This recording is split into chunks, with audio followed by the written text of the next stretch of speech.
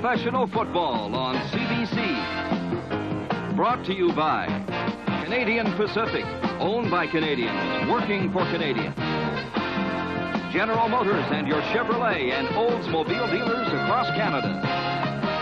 Labatt Breweries of Canada Limited, brewers of Labatt's 50 Ale and Labatt's Blue.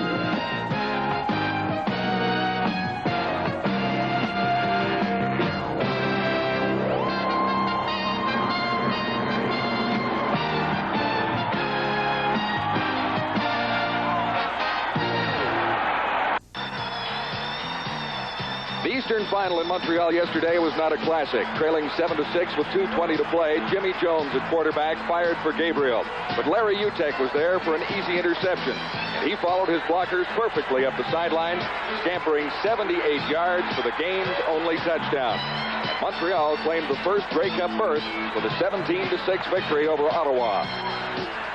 In Edmonton today, it's another Calgary Eskimo final. Over the season, the Eskimos won the first two, 44-9 in Edmonton.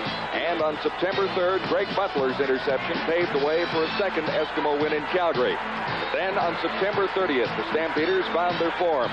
Ken Johnson and Willie Burden had a big day as Calgary scored its first victory over the Eskimos since October 1976. At season's end, both teams ended with 12 victories. The Eskimos finished with 2 fewer losses. So today, live from Commonwealth Stadium, the Western Final, featuring the Calgary Stampeders and the Edmonton Eskimos. Oh, fiberglass pink insulation is like long underwear for your house. You see, like your long underwear, fiberglass pink helps keep the heat in and the cold out. And like your long underwear, fiberglass pink should be worn from top to bottom, from the attic right down to the basement. But unlike your long underwear, fiberglass pink never wears out. You want to stay warm this winter? Call your building supply dealer. And think pink. Cutting out, I'm moving out of here. I've paid my dues. Cutting out for some good times. Our good old dogs are near. Gonna spend some time my way. I'm really glad I'm here. Canada's great taste in ale. What a beer to share. Me and the boys in our 50. Me and the boys and our beer.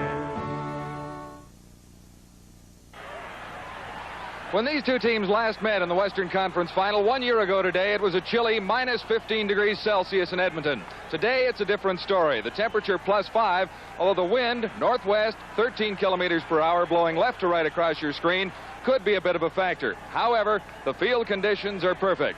The Eskimos assumed the favorites role in the contest this afternoon. They were unbeaten during the entire 79 season at home, posting a perfect mark, 8 wins and no losses, scoring 311 points at Commonwealth Stadium, while the defense allowed just 72. So the Calgary Stampeders have their work cut out for them this afternoon, but in a one-game showdown, just about anything can happen. Now let's go upstairs for Don Whitman and Terry Evanson. Thank you, John. Hi, everybody. The Montreal Alouettes already have their berth in next Sunday's Grey Cup. Whether the Edmonton Eskimos provide the opposition, Terry, for a third straight year could very well depend on how well Tom Wilkinson performs this afternoon. Tom Wilkinson, the best percentage quarterback in the history of the CFL, leading the most prolific offense in the history of the CFL, and that, to me, speaks for itself. His opposite number, wearing the uniform of the Calgary Stampeders, Ken Johnson. And Johnson held a very hot hand during the last half of the season. Well, he is, as the Stampeders go now, he had a great game against the BC Lions. As he goes, that Calgary Stampeder team will go.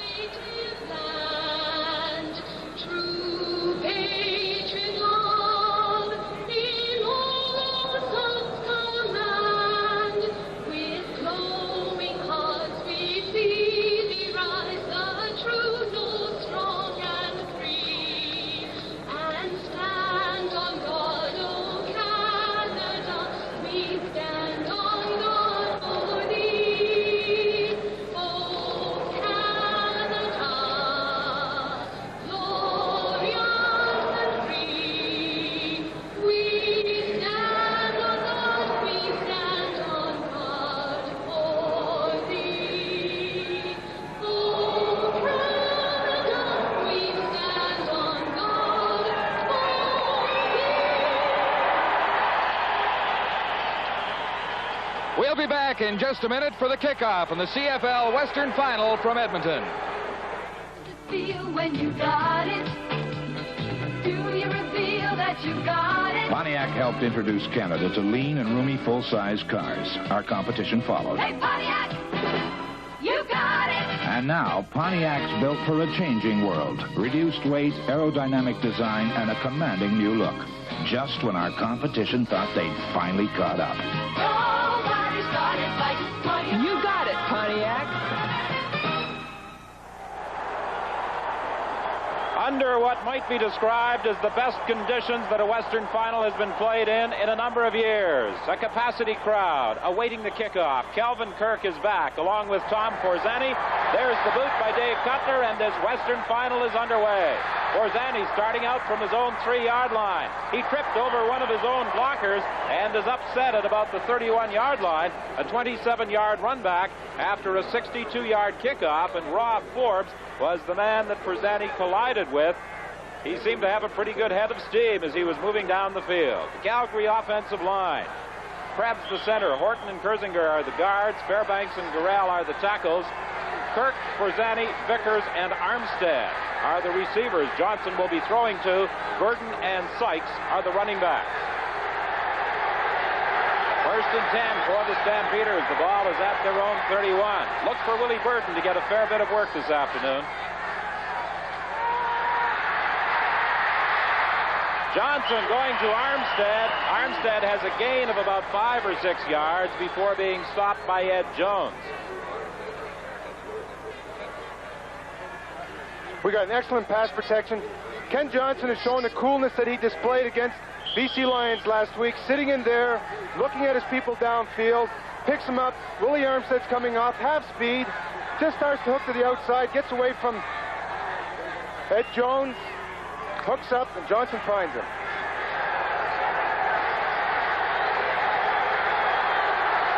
Second and 4 for the Stampeders. A noisy crowd at Commonwealth Stadium. Johnson under pressure. He was able to get it away. Ed Jones was coming on the blitz, and Johnson was fortunate to unload that football just as he was hit. They've got to come after Ken Johnson. What he displayed last week, they say that's his best sport. Roll out, find his receivers to the outside. We got to apply as much pressure as we possibly can, so they came with a safety blitz. When they roll right, the defensive backs are hooked up man on man, so they're going to blitz because they can't pass back weak side. A tag back for this 3rd down kick.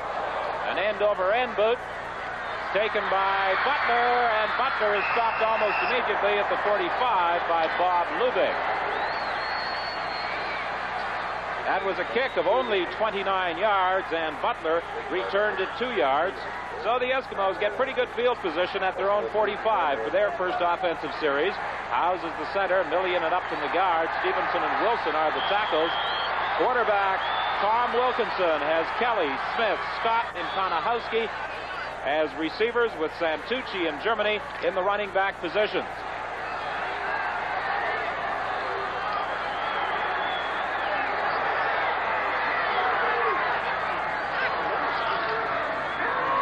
Wilkinson may go for the bomb in the first play, looking for Kelly, and it's knocked away by Terry Urban.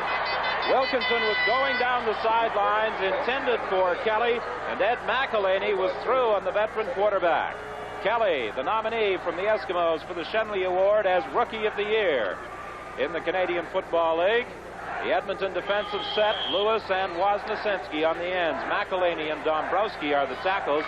The linebackers, Bakken in the middle, Palizzetti and Morrison. The secondary consists of Odoms, Walker, Burleson, Sparks, and Terry Urban. Urban, who knocked down that pass intended for Brian Kelly on Edmonton's first offensive play of this ball game.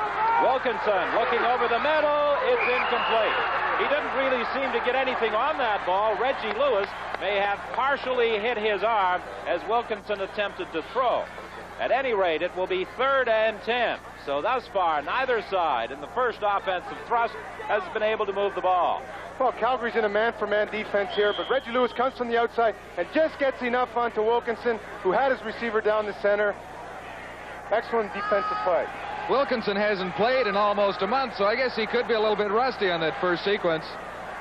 Could very well be, John. He was hurt in a game here at Commonwealth Stadium a month ago, as you mentioned, and did not play in the final few weeks of the season. His third down punt is returned by Forzani out to the 27-yard line. He was stopped by Pete Lavorato. A 47-yard kick, a 7-yard run back. The Eskimos felt that perhaps they might have something of an edge in the kicking game with Hank Olisic and Dave Cutler going against Mike McTagg and J.T. Hay. And on the first exchange of punts, the Eskimos pick up almost 20 yards. A 3-4 defensive set for Edmonton. Fennell, Este, and Boone up front. The linebackers, Towns, Ketley, Fennell, and Potter. The secondary, very tough. They have on the corners Holloman and Highbaugh, Jones and Butler are the halfbacks, and Pete Lavorato is the safety. A pile up in the middle of the line as everybody was converging upon the ball carrier. Some repair work being done at the Calgary Stampeder bench, and it's Ken Dombrowski getting some help on his shoulder pads. A pickup of about 3. It will be 2nd and 7. Don Barker, the referee. Bill Dell is the umpire. Vern Heath, the head linesman. Jim Hope Ross, the line judge. Ken Lazaruk is the back judge. Pass over the middle for a first down, or very close to it. Dan Kepley was there to make the tackle on Willie Armstead. Armstead, the slot back, who has enjoyed a most productive year. Coming into the game, on the season, he had hauled in 48 passes for 8 touchdowns. He's been the target twice for Johnson. Well, he's been their hottest receiver at the last part of the season, and Johnson right now is getting excellent pass protection. He's not running full out. He's going half speed, just a little hook pattern. Coming back inside, Dan Kepley is in the area. But this is the thing that Calgary's got to do to beat this Edmonton team. Take what they're giving him, Don. Sorry, Terry. It is a first down. There's the drop play with Sykes. And, that defense reached new heights of rancor there as Carl Crenell unloaded with help from Dan Kepley. Don, you would think with the 3-man line it would be good and easy to run against them, but not against this Edmonton team with Kepley and Crenell in the middle. They just close up all possible gaps on the inside, and there's really not that much room to run. In that 3-man line, they move Ron Este into what is called the nose guard position, with Dave Fennell moving outside to a defensive end slot, more or less, with David Boone on the other side. On 2nd and 8, Johnson trying to go to Willie Burton. He got away from the first attempted tackle, but could not escape from Dave Fennell. So with 10:06 remaining in the first quarter, let's pause for this timeout.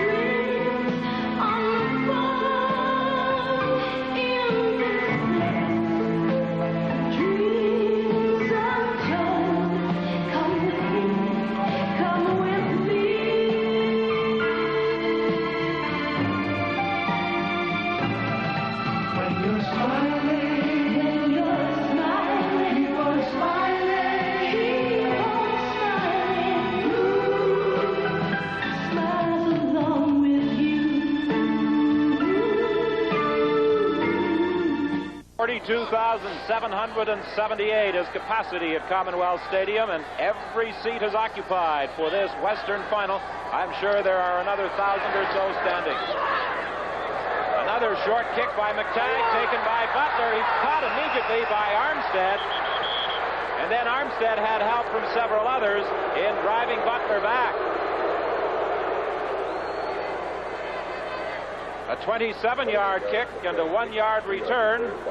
John, we've got some exciting events coming up in the CBC network. Tell us about it. Well, of course, it's Grey Cup weekend next weekend, and next Saturday, Sports Weekend brings you Grey Cup replay, highlights of last year's Eskimo victory over the Alouettes, plus a look at what's happening 1979 Grey Cup week in Montreal. So join Ernie Afghani's for Sports Weekend next Saturday on CBC television. Yes, you'll see all the excitement of the climax of the Canadian Football League season right here on the CBC network. Germany, with his first carry, strikes the 50-yard line, and then he was struck by Ken Dombrowski. Germany, the leading rusher in the Western Football Conference on the season. You see the statistics he was able to compile.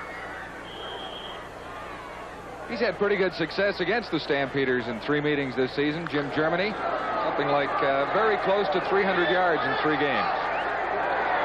Indeed he has, and he'll probably get a lot of work this afternoon as well, John, although the Eskimos seem to prefer the pass as the major weapon in their attack. The penalty flag is down. There it is to Germany, the screen pass, and he was stopped. However, I believe Lyle Wozniacki jumped the gun and advanced into the Edmonton backfield prior to the snap. There's the signal from referee Don Barker.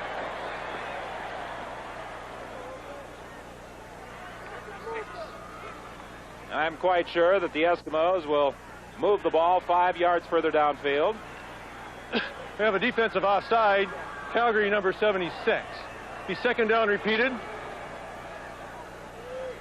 That will make it second down and about 3. Brian Kelly here, you can see Terry Irvin take a good shot at him. He's had good success against Terry during the regular season. And Terry right now is telling him, listen, this is playoff time, this is championship time, you better have your chin strap buckled up.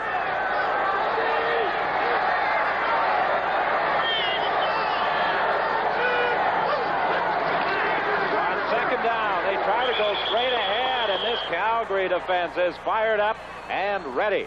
Ed McElhaney was there to meet Angelo Santucci.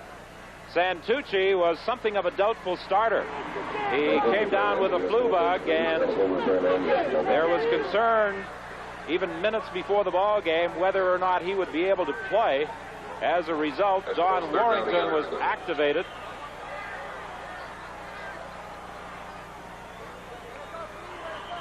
They are stopped short of a first down, and with Hank Olisic entering the ball game, that means that the Eskimos will be punting. Calgary's been excellent against the run the last half of the season. And here, we're going to take a look at it here. Connor Hodgson, the receivers, see, the thing that Calgary's known for is their one-on-one, man-to-man defense. So they're going to try to punish the receivers early in the game to show them who's got them. This is my territory out here, and if you're going to come in here, you better be ready for the...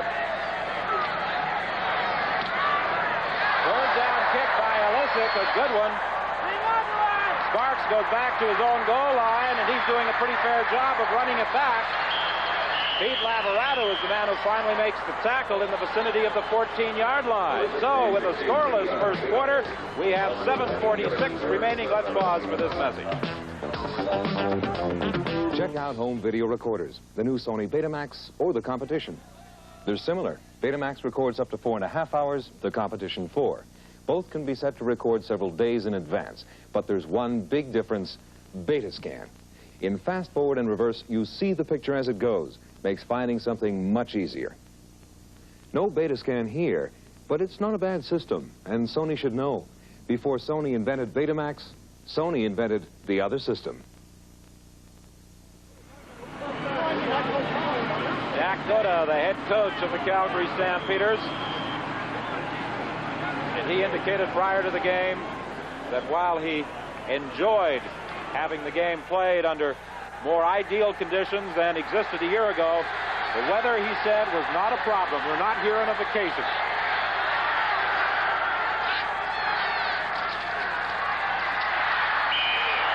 Well, the running game is going to be tough this afternoon. It's going to be hard, I think, to really get things going. James Sykes ran into David Boone and picked up just a couple of yards. Don, we're getting fierce line play on both sides, and whoever's going to control that offensive line of scrimmage is going to win this football game today. There's no doubt that Calgary's a fired-up football team, a more mature team, and they feel that they can knock off the perennial Grey Cup champion and champions out west. Johnson on second down, sideline pattern, good catch by Calvin Kirk, who came back to the football in front of the defender Larry Highbaugh, with Ed Jones again blitzing from the left side. And Johnson was hit again just as he threw. Well, it's a similar play as earlier. He rolled to the right side, picked out the one receiver, on one-man pattern, Ed Jones came and blitzed from the backside because really his receiver blocked up, so therefore he's got to come. That's his responsibility. Ed McElhaney, and what a year he had. 26 quarterback sacks for the Stampeders. It's 1st and 10, Calgary. Johnson, the out pattern, and Kirk slipped at the sidelines. He tried to get back on his feet, and the ball bounced off his shoulder. He had slipped as he was making his cut on the sidelines, and at the Edmonton bench there seems to be some concern with the health of Jim Germany. Germany last year in the Western Final played a very solid game for the Eskimos despite the fact he had badly bruised ribs. He has taken some early punishment in this game.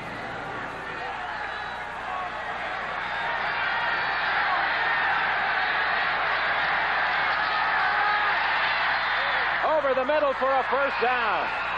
Bob Vickers with Ed Jones again in to make the tackle. Ken Johnson showing tremendous poise here. We got an all-out rush. We got a 7-man blitz. He knows his receiver's coming across. The middle of the area of the zone has been vacated, and it's a one-on-one with Ed Jones, and he places it in front of the receiver. Excellent reception. First down for the Stampeders. The ball is at the 37. They've been in a deep hole throughout most of this opening quarter. They started this drive from their own 14-yard line. Strikes the ball carrier. He spins off a couple of people, but managed just a yard before being finished off by Dale Potter.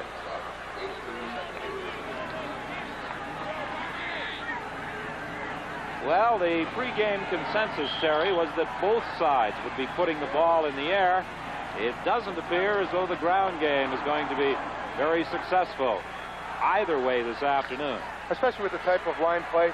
Calgary's doing what normally Edmonton does, chisel away. They're doing it successfully right now. Johnson going deep. He's got Armstead open. He fumbled the football. Lavarado has recovered, and Lavarado is hauled down at the 1-yard line. Willie Armstead fumbled the football when he was tackled, and Lavarado recovers. Oh, it was time to go up on top. They were getting man-for-man on the inside. Halfback on Willie Armstead. He's got too much speed. Excellent pass protection. Drops the ball on top. But you watch, Greg Butler just strips the football. Lavarado down there has a safety free on that particular man-for-man defense. Right there, Johnny on the spot. A big turnover. Here's another shot at it. Willie knows he's got his man beat cleanly. An excellent receiver catches it over the shoulder. But Greg Butler shows the speed to come back and just does the only thing possible, strips him of the football. Super defensive play all the way around and an excellent reception. Now we have the Eskimos backed up to their own 1-yard line. 1st and 10, 4:19, the time remaining in this opening quarter. Germany is going nowhere. He picked up a yard at best. Willie Armstead with a big reception, and he had the ball stripped away from him when it appeared as though he might just be going in for the touchdown. And Pete Lavarado was the man who alertly scooped up that ball and prevented a possible major score by the Stampeders. The injury to Jim Germany, not believed serious. Jim Adams, the trainer, says he took a shot in the back, but he's okay and should be ready to go the rest of the day. Germany were to move out of the lineup, the Eskimos would be in trouble. They'd be short of running backs. The attempted pass for Stu Lang incomplete, and it will be 3rd and 9. John Palazetti, the outside linebacker, was pressuring veteran quarterback Tom Wilkinson. Wilkinson, throughout most of the season, has been the Eskimos' starting quarterback, and particularly here at Commonwealth Stadium, he's always staked the club to a big early lead, and Warren Moon has come up in a mop-up capacity, and what a job he has done as a backup.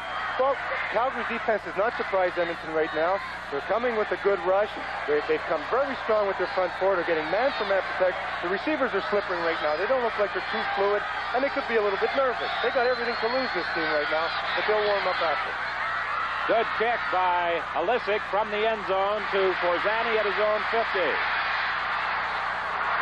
The ball is fumbled. Who's recovered? Calgary managed to scoop it up. The Calgary Stampeders retain possession, and they will scrimmage 1st and 10 from their own 42 when we return. Planet Earth stretches 25,000 miles at its midsection. Giant oceans separate vast land masses. Rugged mountain barriers reach beyond the clouds. Yet here is a world of 4 billion people who move from city to city faster than the wind. Boeing is pleased to play a role in making this world just a little smaller. The world feels a whole lot better when the people of the world all get together. The world feels a whole lot better when we all get together. Look! It isn't such a big world. See! All the places and the faces. Feel! All the loving and the laughter. Bring us together and you'll see the world feels a whole lot better when the people of the world all get together. Boeing jetliners have done more to jet the world together than anything ever made by man. The world feels a whole lot better when we all get together. Well, many of the fans in attendance this afternoon at Commonwealth Stadium have gone to a lot of work with the signs that they have brought out to Commonwealth Stadium. And there seem to be almost as many banners in support of the Stampeders as there are those favoring the Eskimos. It's 1st and 10 Calgary from the 42 up the Eskimos, and it's Willie Burton picking up about 6 or maybe even 7 yards. Dale Potter was there to make the tackle, and obviously you know where that man's affections lie. This is something Jack Gaudet indicated that the Stampeders would try to do, would be establish the running game with Willie Burton. Well, if they go with the short passing game, Lloyd Fairbanks is a very, how could you put it? He can fool that defensive end. You never know if it's going to be a run or a pass. They felt that the way to control David Boone is have him guessing, and Lloyd Fairbanks has David Boone guessing right now. Well, Fairbanks does have that deceptive blocking technique. However, on that particular play, he didn't fool anybody, and Willie Burton is stopped short of the first down. Dale Potter came in to help out. Yes, this is something that the Eskimos were saying, particularly Dave Fennell and David Boone, in alluding to the blocking style of Fairbanks, that it's very deceptive. You're never sure whether he's setting up for a run or a pass the way he sets up to block. Well, therefore you have to go back to the basics. Stay low, keep equilibrium, and just come through the man. And if it is the pass, then you come up on top after. But play the run first. Well, the Stampeders are gambling on 3rd down, and why not? From the 34.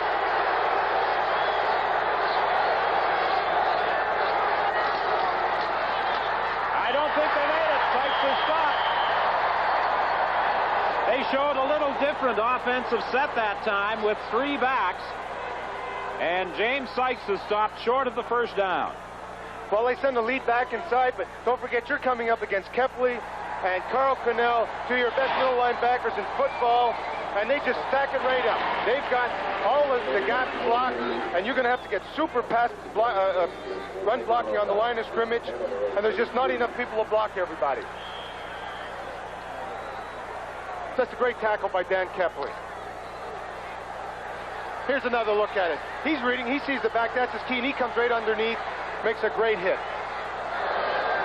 For the Eskimos, first down. The ball is at the 32, over the middle to Waddell Smith, incomplete. Reggie Lewis was again pressuring quarterback Tom Wilkinson. The throw to Waddell Smith was just a little high. And so far, this has not been a pleasant afternoon for Wilkinson. He has been pressured constantly every time he's dropped back to throw. He's lost a little timing, too, hasn't he, Terry? Well, it looks like he's a little bit rusty, or I think it's the defensive defenders, John, are playing the receivers real tight. They've got to go back to the 5-6 yard pattern right now to get some rhythm. On 2nd and 10, a passing situation again. Wilkinson looking, and it's incomplete. Waddell Smith on the sidelines slipped and fell. However, Wilkinson had badly overthrown Waddell Smith at any rate, and the Eskimos will again be forced to kick it away. 1:12 is the time remaining in the opening quarter. This is a scoreless football game. While we have an opportunity, I'd like to extend congratulations to the Montreal Alouettes on their Eastern Conference victory yesterday.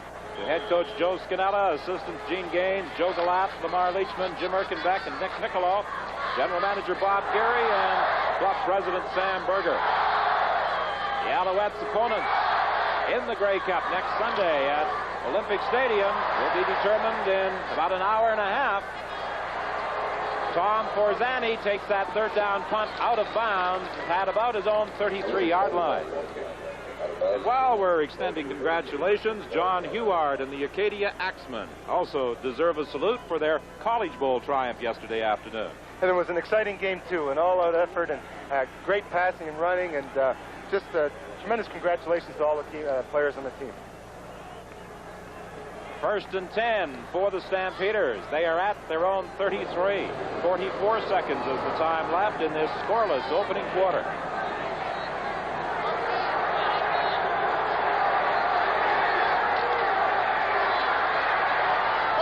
Sideline pattern intended for Forzani, incomplete. He protests that he's got the ball, but the official rules he was out of bounds just in front of Joe Holloman.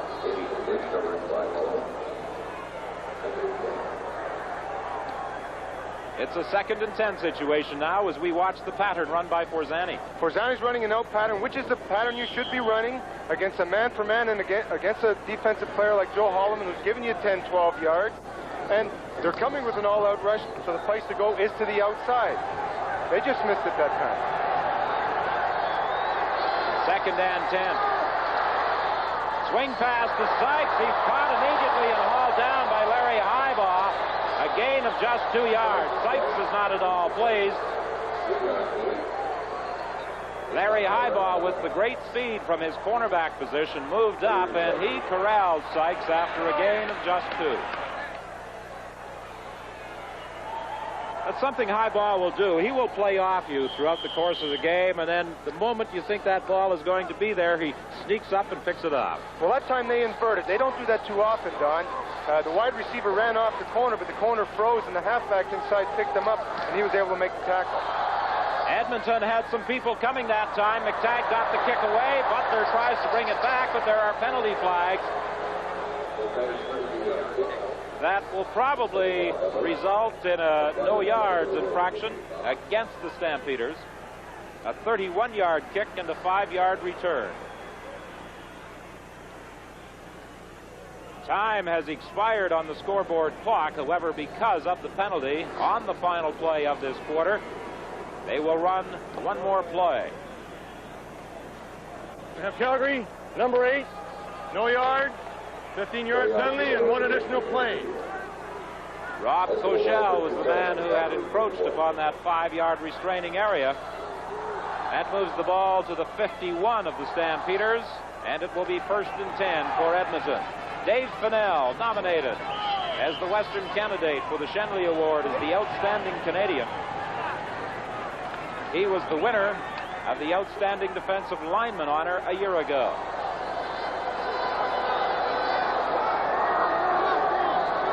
Final play of the first quarter. A mix-up in the backfield. Santucci collided with the quarterback Wilkinson. He still managed to pick up about 4 or 5 yards, but that's the end of the first quarter. It's Calgary nothing and Edmonton nothing. We'll return right after this. Introducing the amazing automatic Nikon EM, the camera that warns you when your exposure's not right. The EM actually lets out a gentle beep beep. That beep beep tells you to make a simple adjustment for a great picture every time. The fantastic Nikon EM, the camera that goes beep beep. You mean beep beep. That's what I said. The Mach 2 by Arrow, a tapered shirt that fits you perfectly, because only the Mach 2 is tailored to the contours of your body, with a dart here and here, has sleeves the length you choose, and if you wish, a patented marked collar, the only collar shaped to fit the cone of your neck. That's the Mach 2, the perfect tapered shirt. Fittingly made only by Arrow. Pour your friends something extra. John Labatt's Extra Stock.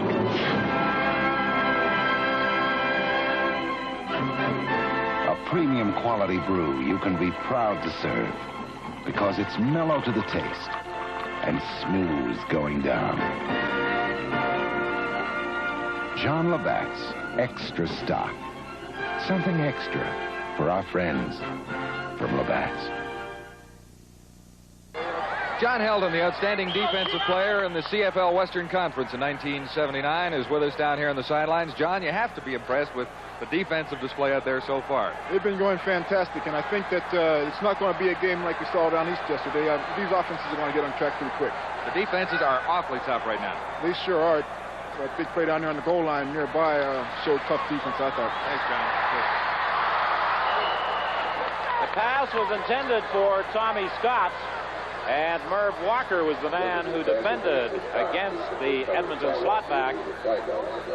There's also a penalty flag on the play, the infraction against the Edmonton Eskimos. And I think it will be declined by the Stampeders. Merv Walker, who was acquired by the Stampeders in the John Helton trade. We have an offensive holding. Edmonton number 63 is in decline. Third. With the incomplete pass, the holding infraction charged against Hector Potier of the Eskimos is declined, and Edmonton will kick it away. Hank Olisic stands back at his own 48-yard line. He'll be kicking into the breeze now. Mike McTagg has some problems going into the wind. Let's see how Olisic handles it. He gets away, an excellent kick. Starting out from the end zone, Robert Stark fights his way out to about the 9-yard line. There's a penalty flag on the play. We'll wait for that one, but right now, let's join John Wells. Something special at halftime today, the CFL coaches all-star teams. And today we'll look at part 2, the offensive teams from both East and West, as chosen by the 9 CFL coaches, as well first half highlights with Terry Evans. All right, John, well, that infraction against the Stampeders, illustrated there by Don Barker, blocking from the rear on the punt return, and the Stampeders are in a hole again. They are back at their own 1-yard line. Warren Moon led the country in touchdown passes this year with 20, an amazing statistic when you consider that he was used mainly in a backup capacity. Johnson going to the sidelines to Calvin Kirk. He was covered by Larry Highbaugh. A dangerous type of pass. Had Highbaugh been able to step in front of it, he was gone for 6. Well, Larry used his great speed here, though, and his quickness. He was playing off a good 9 yards. Edmonton were coming with an all-out blitz. Johnson was doing, he's taking the leaf right out of the Edmonton Eskimos playbook. He's going to the 5, 6, 7, 8, 9, 10-yard pattern. Well, Edmonton has not. They've gone to the Calgary type of passing game that they had done in the early part of this regular season. And I think Edmonton's got to change. Calgary keeps doing the same thing they're doing right now. Big play here for the Stampeders. 2nd and 10. Johnson is going deep for Armstead. He can't hang on. It was deflected. Butler was the man who deflected that ball. He just got a hand on it to knock it away. Greg Butler with a big play, and Warren Moon loosening up at the Edmonton bench, an indication perhaps that this Washington State Rose Bowl hero of 2 years ago will replace Tom Wilkinson. Armstead beat Butler on a post pattern earlier in the game. This time he runs the flag, and Greg is right there and make an excellent, super defensive play. Good kick by McTagg from the end zone. Taken at the 50 and down to the 44-yard line goes Greg Butler. That's 48 yards. Well, they have some heaters at the benches, but they really aren't required on a very fine afternoon as Warren Moon comes in to direct the Eskimo attack. That was a 48-yard kick by Mike McTighe, a 5-yard return by Greg Butler. It's 1st and 10 for the Eskimos. They are at the 44 of Calgary.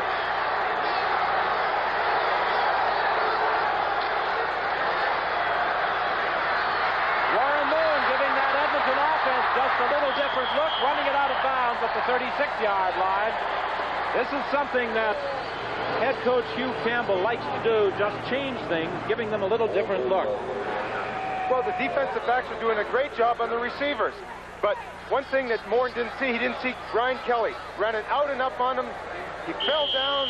Ray Owens fell down, but he couldn't get to him because the linebacker got in his face. But getting back to Warren, it's an added dimension because Wilkie does not have the speed, Don, of Warren Moon. Second and about 3. Moon going over the middle, incomplete. Full credit to that defensive backfield. They've shut those receivers down totally right now. They're in a man-for-man safety free. Good blitz, good front forward play. Quarterback cannot find a receiver open because those defensive backs are right on top of him. David Cutler enters the ball game. A familiar pattern as he trots onto the field at the 35-yard line. David will tell you that he's not at all superstitious, but have you ever seen him enter the game anywhere but at the 35-yard line? I don't believe a thing he said. Wilkinson comes into hold. Cutler's field goal attempt will come from 43 yards away, certainly well within his range. His longest of the year was from 56 yards out, but he has been somewhat inconsistent late in the season. There's his kick, and it is going to sail wide. Forzani racing into the end zone will concede, but there is a penalty flag down. I think the Edmonton Eskimos may have been trapped in not providing sufficient yardage for Tom Forzani. It appeared as though Hector Potier was too close to the intended receiver in the end zone.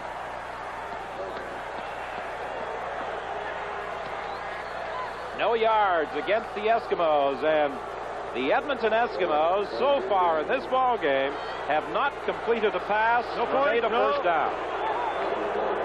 No yards. Edmonton number 23. Don, that statistic there just emanates the type of defense that we're seeing this afternoon. Calgary are playing the best football that I have ever seen them play right now.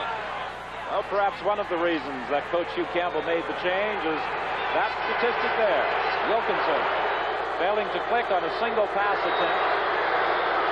Stampeders have had the offense that has been in evidence so far in the game. There's Johnson going down under the pressure of Tom Towns. He got back to the line of scrimmage. It will be 2nd and 10. From the end zone, we can see they're in a 3-man line, but they're starting to bring their people from the outside. David Boone gets good penetration, and here comes Tom Towns from the backside. That's where they're blitzing. They're blitzing that backside man, Don, whether it's the linebacker or the halfback. They feel that there's an open seam in there, and every time they do see it, they're going to shoot a man. Many people feel that Tom Towns might be a candidate for all-star recognition this year. He's had an outstanding season at that outside linebacking position. And what strength the Eskimos have in the middle with number 39, Carl Grinnell, alongside Dan Kepler.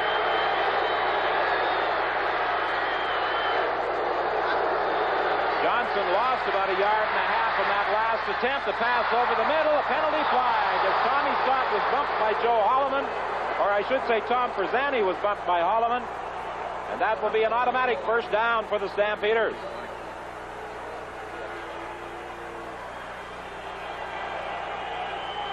Defensive pass interference. Edmonton number 29. First down. A first down for the Stampeders as the ball is moved out to the 28. Look at that pass play again.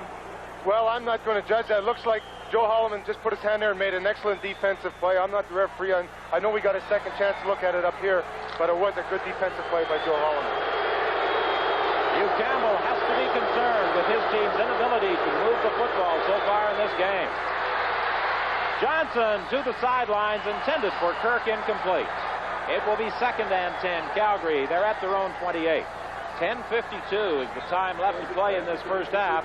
No score in this ball game. Quite a contrast to the 3 regular season games. Calgary lost here in Commonwealth Stadium 44-9, 27-1, but knocked off the Eskimos. As a matter of fact, handed Edmonton its first loss of the year, 26-19 at McMahon Stadium. They've got excellent personnel. It was just a matter of time to find out where the weakness in that Edmonton defense was. And the thing that they've just done right now, they started to invert because the backs on the outside don't have the same running room or passing protection. Johnson going deep for Willie Armstead. It's picked off. Intercepted by Larry Heibaugh. They rule that he was down back at the 45-yard line. That's what I was just talking about. Instead of going in for a man-to-man running up and down the field, they inverted. They took the halfback into the flat and send the faster man to the outside. So here we take a look at it. Johnson puts it on top, but the quickness of a Larry Highball, he's there. He's got his eye on the football all the way, picks up excellent interception. Highball led the Eskimos in thefts during regular season play with 10 of them. He's got 1 this afternoon as we look at Willie Armstead running the pattern. Now we swing back to the live action. 1st and 10 for the Eskimos from their own 45. Their offense has been anemic so far. And they're not going to gain anything on this attempt. Ed McElhaney made the penetration to stop Jim Germany. A loss of about 1. It will be 2nd and 11.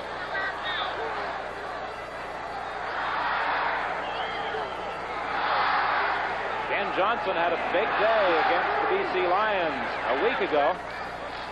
Larry Highbaugh has kept the Eskimos in the ball game with some sparkling defensive work this afternoon. 9:41 is the time remaining in this scoreless half. Let's pause for this timeout. How does it feel when you got it? Do you reveal that you got it? Some of our competitors got the message. They're catching on. But will they ever catch up to Le Mans? Hey, Pontiac! You got it! Family-size Le Mans, built for a changing world, with trim design and new standard V6 power. Want proven mid-size flair in the 80s? You know who's got it, don't you? Nobody's got it like Pontiac. You got it, Pontiac. Only TV Records brings you the best of country music. Johnny Ross, the hottest hits, the biggest stars like the Charlie Daniels Band, Charlie McLean's When Love Ain't Right, and Johnny Cash's Ghost Riders. Ronnie McDowell's World's Most Perfect Woman, Johnny Paycheck, and George Jones. Charlie Rich's Spanish Eyes, Marty Robbins' All-Around Cowboy, and starring Willie Nelson and Leon Russell. The best of country music, the hottest hits, the biggest stars on LP 8-track or cassette in the stores now. Get it. Well, Jack Goda has to be pleased with the way his troops have performed defensively so far. They've completely shut down the Eskimos. The pass intended for Kelly. A good job of covering by Ray Odom. Reggie Lewis was in pressuring Warren Moon. He may have hurried the throw somewhat. John Ray Holmes, as good a defensive back there is in the country. Former basketball player. You notice he didn't jump on the Brian Kelly fake. He just stayed with his man, kept him abreast, kept him to the outside. That's what you call good defensive backfield play. Well, the Stampeders are receiving encouragement from the stands and from the sky.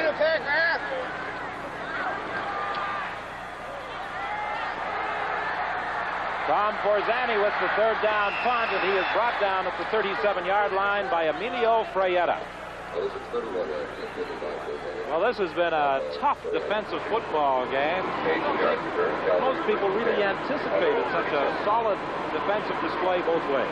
No, and believe me, the way Calgary's playing their man-for-man defense, I think that the Eskimos are now going to have to start running some crossing patterns, because the moment that defensive backs of Calgary jump on you and they're confident they can stop you, they're not going to get away from you. They're going to play you real tough. 1st and 10, Calgary from the 37. Ooh, no room inside for Willie Burden. Dave Fennell and David Boone, along with Ron Este, backed by Carl Crenell and Dan Kepley, converged at the spot that Willie Burden was attempting to negotiate.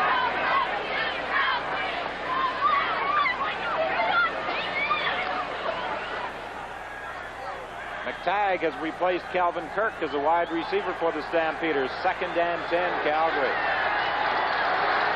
Good protection over the middle, intended for McTagg, incomplete.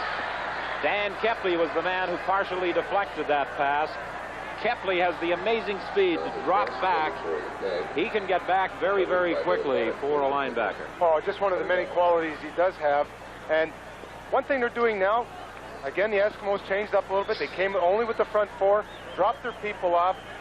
Their corners aren't running out of there now. They're holding at 10, 12 yards. They say, okay, let's form a blanket across the field and let our defensive line get to the quarterback. flag on third down. An end-over-end kick. It bounces away from Butler. It's taken by Frietti. He fumbled and was fortunate to recover the ball back at his own 18-yard line as Bernie Morrison was zeroing in on him. That was a 52-yard kick. No opportunity for a run back. John? Grey Cup Day 79 begins next Sunday morning on CBC television. Pre-game countdown live from Olympic Stadium. Join host Tom McKee for Grey Cup Day 79 next Sunday here on CBC television. Well, I'm sure the Montreal Alouettes are looking in this afternoon, anxiously awaiting the verdict as to which team will supply the Grey Cup opposition. The Eskimos, with Tom Scott making the catch, are trying to make it for a third consecutive year, and it's a first down, the initial first down for the Eskimos at their own 33. 7:40 is the time remaining in a scoreless first half. We'll be back right after this. A few years ago, this fish cannery near Bella Bella on Queen Charlotte Sound was in danger of closing. Well, it meant jobs for 100 people, so a group of us decided to form a cooperative and buy it. Thanks to men like Neil Arnett of the Royal Bank, the Central Native Co-op became a reality, and now a further expansion is successfully underway. The Royal Bank believes in cooperatives and in cooperation. Royal Bank. When you succeed, we succeed.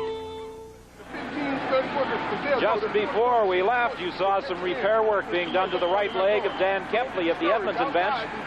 Similar happening at the Calgary bench, with work being done on running back James Sykes. 1st and 10 for the Eskimos. They are at their own 33.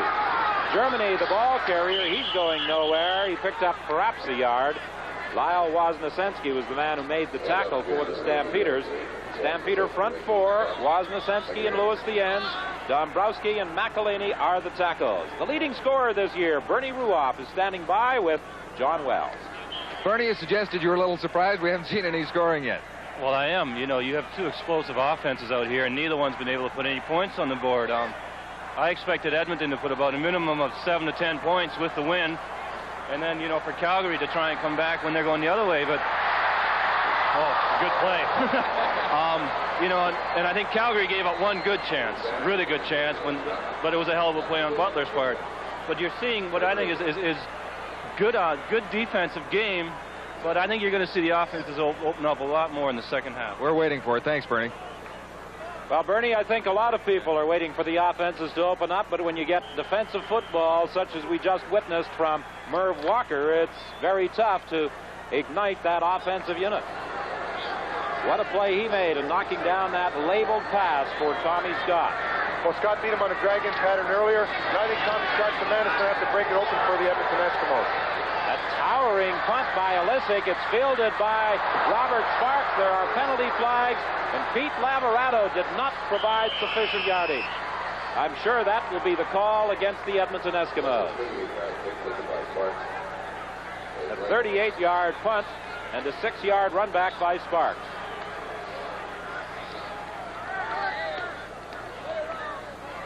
Here's Don Barker, the referee. They have no yards. Edmonton, number 7.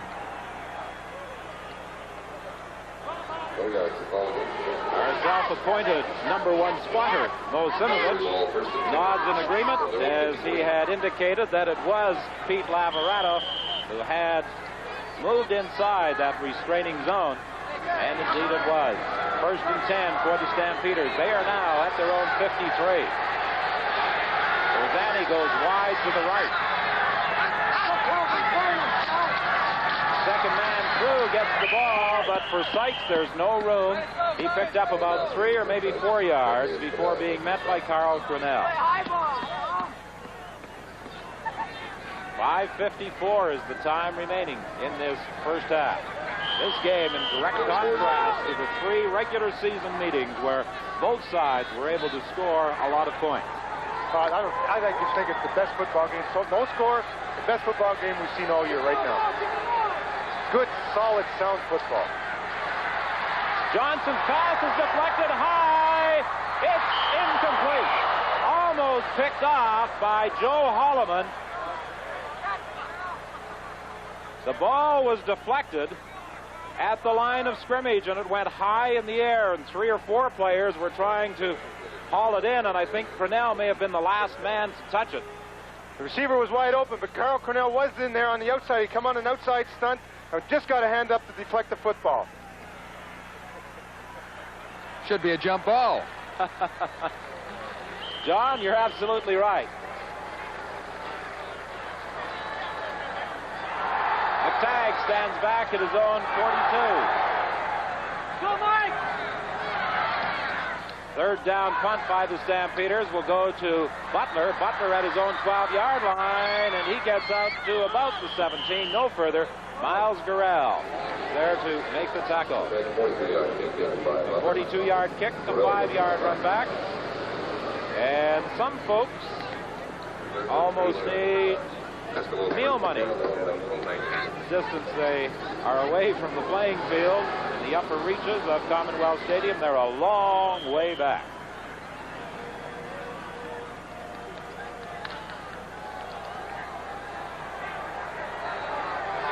We look at it from the end zone. It's 1st and 10 for the Eskimos. Warren Moon replacing Tom Wilkinson in the second quarter. Santucci runs it out to the 24. A pickup of 5. Ollie Bakken was there to make the tackle. The Eskimo receivers have been stymied. Only 1 reception has been made so far in the ball game by that very talented group of pass catchers, and that one was by Tommy Scott.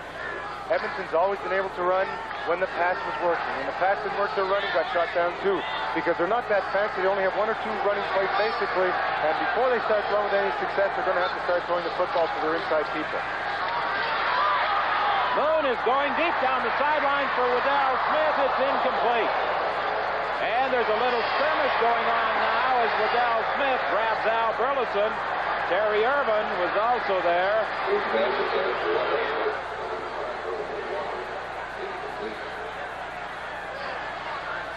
Well, Smith would probably be protesting that he thought Burleson had come up with the ball.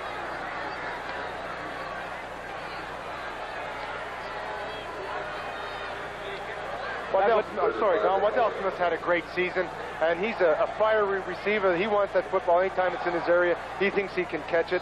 And listen, the Calgary defensive backs have been playing really tough. Terry Irvin pushed him out of bounds because he sees he's now going to turn upfield, and he's going to keep him in front of him. That was an excellent defensive play. That's good defensive football. Lisick is back at his own 10-yard line.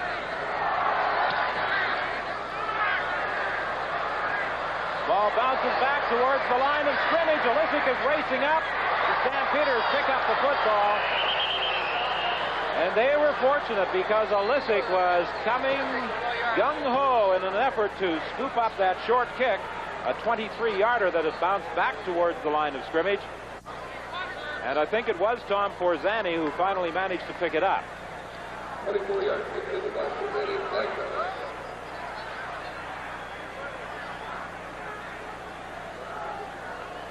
A holding infraction assessed against Calgary, no yards against the Eskimos. The penalties will be balanced at the point possession was gained, I'm quite sure.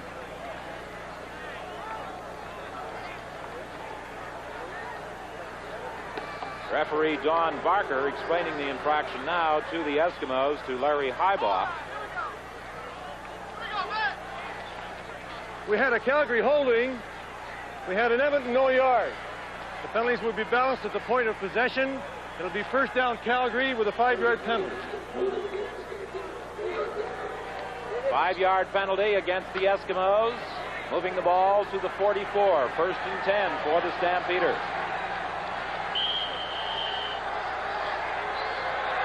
3:48 is the time remaining in this first half. It's a scoreless game. Calgary and Edmonton in the Western Final. Incomplete. Calvin Kirk was the intended receiver. That looked like a catchable ball. It was. Excellent play action in the center with James Sykes. Ball was laid up there to be caught. Delivered the mail, and he should have caught the football.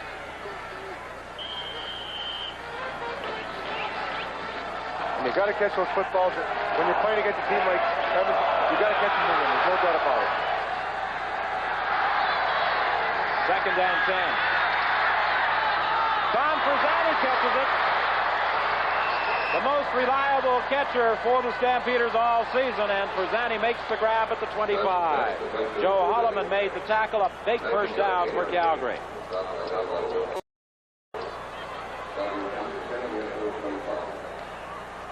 Don, that ball was placed exactly in the right area because Joe Holloman had Tom Forzani covered. As you see right here, he started to come back inside. Johnson laid the ball to the outside. Tommy, an experienced receiver, actually a great receiver, made the reception. We'll be back with Calgary's first down play.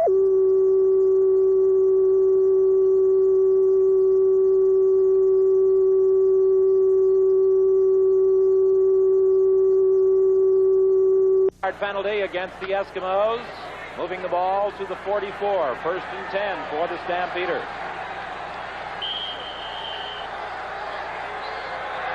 .348 is the time remaining in this first half. It's a scoreless game. Calgary and Edmonton in the Western Final.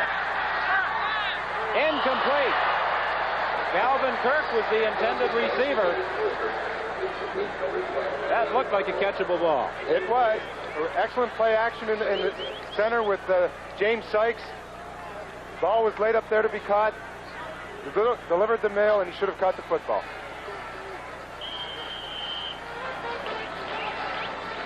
And you got to catch those footballs. When you're playing against a team like Edmonton, you got to catch them in there. There's no doubt about it. Second down 10. Tom Forzani catches it. The most reliable catcher for the Stampeders all season, and Forzani makes the grab at the 25. Joe Holloman made the tackle, a big first down for Calgary.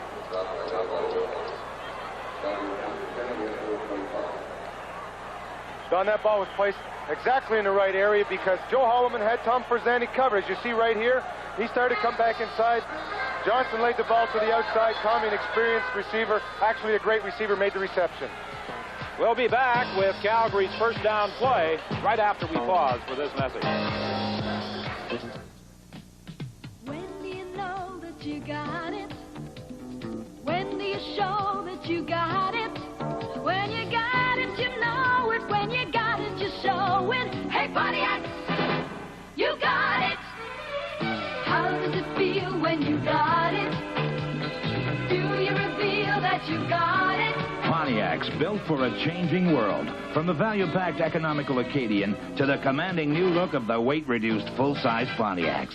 From the family-sized Le Mans to the unique Trans Am with the guts and glory of available turbo V8. Or the all-new front-wheel drive Phoenix. You gotta know who's got it. Hey, Pontiac, you got it. 'Cause nobody's got it like Pontiac got it. Nobody's got it like Pontiac got it. Nobody's got it like Pontiac. You got it, Pontiac. 3:06 is the time remaining in the first half, and this is the best opportunity that either side has had so far to break a scoreless tie. The Stampeders with a first down at the 25 of the Eskimos. Johnson has been very accurate so far. He overthrew Forzani on the sidelines, being covered by Joe Holloman. Tom Forzani on the season, 58 receptions. He scored 8 touchdowns. He started the year wearing those racquetball gloves. Regardless of the weather, he wears them. He applies stickum to them and feels a little more confident in his catching ability with those gloves. Well, I don't think he needs very much help because he's got an excellent pair of hands and has just been a great receiver. Very important thing right now, Don, is that to be a champion, you got to score in these positions right now. You're coming up against one of the best defenses in the nation. You've got to score down here. Second and 10, a very big play right here for the Stampeders.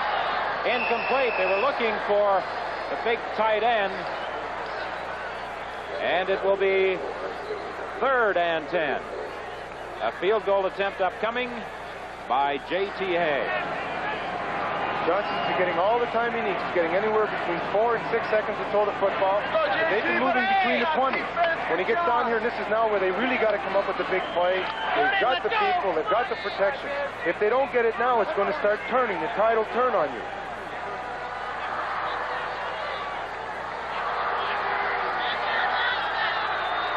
J.T. Hay with his first field goal attempt. Penalty flag is down. The kick is up. It is good, but there are penalty flags. Let's wait and see.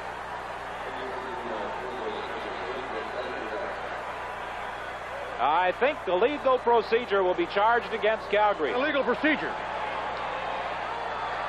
That's the infraction. So that will wipe out the field goal by J.T. Hay. It will move the Stampeders 5 yards back. It will be 3rd and 15 now from the 30. That means the field goal attempt by Hay will come from the 37-yard line.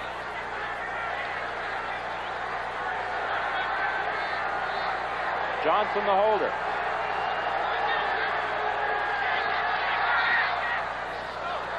He puts it through. And the Calgary Stampeders draw first blood in this Western final. A J.T. Hay field goal from 37 yards out gives Jack Goda's crew a 3-0 lead.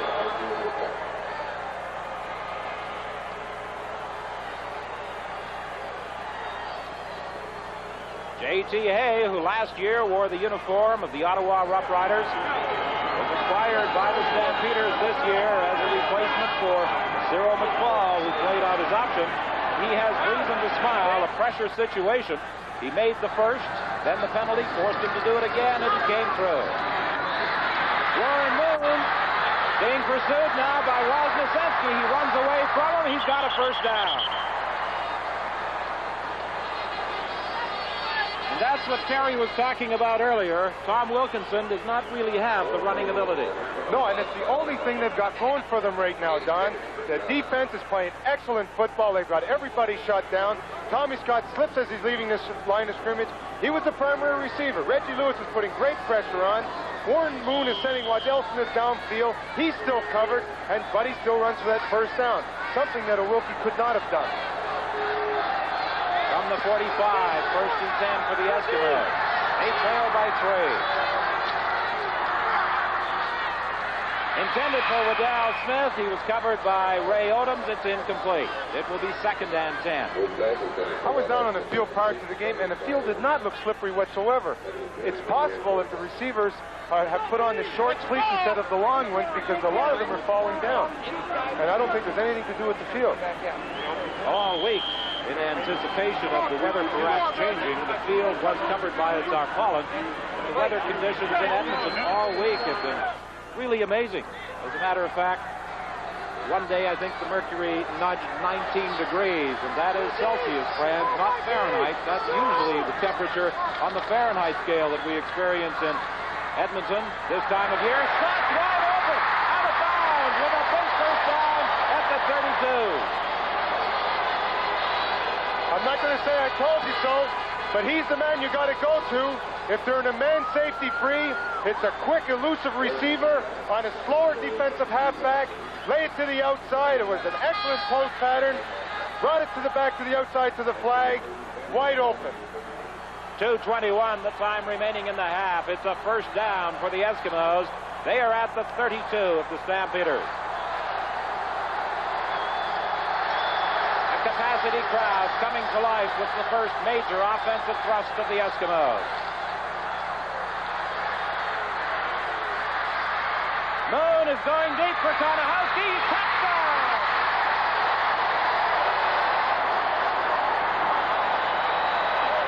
The Nats bomber strikes again. Warren Moon. Don, you talked about the high percentage of touchdown passes he's throwing all year long. You what? He rolls out here. He starts to get pressure. The receivers were covered like a blanket. But the one thing Konahowski did, he turned it upfield. Warren Moon laid it up on top. That's an excellent pass and run play. Here we got a good look at it here. John saw that there was no room to the outside, turned it up, lays the ball up on top.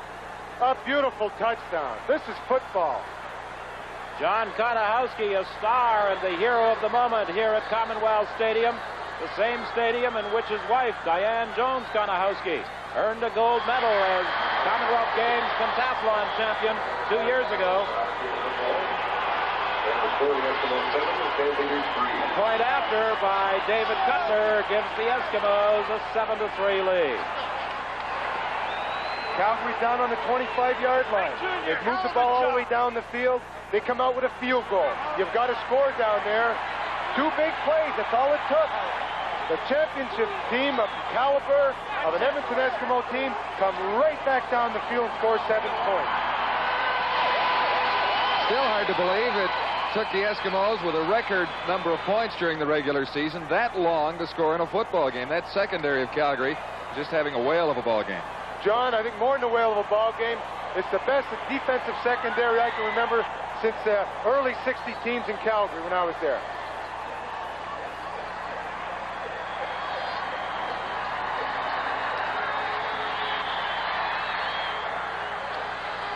Forzani takes the kickoff from the 10-yard line.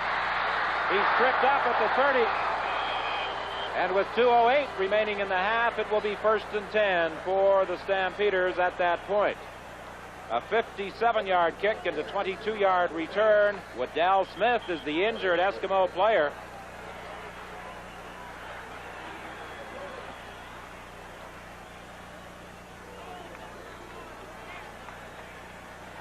Smith took a tremendous shot on that specialty team. There's also an injured Stampeder.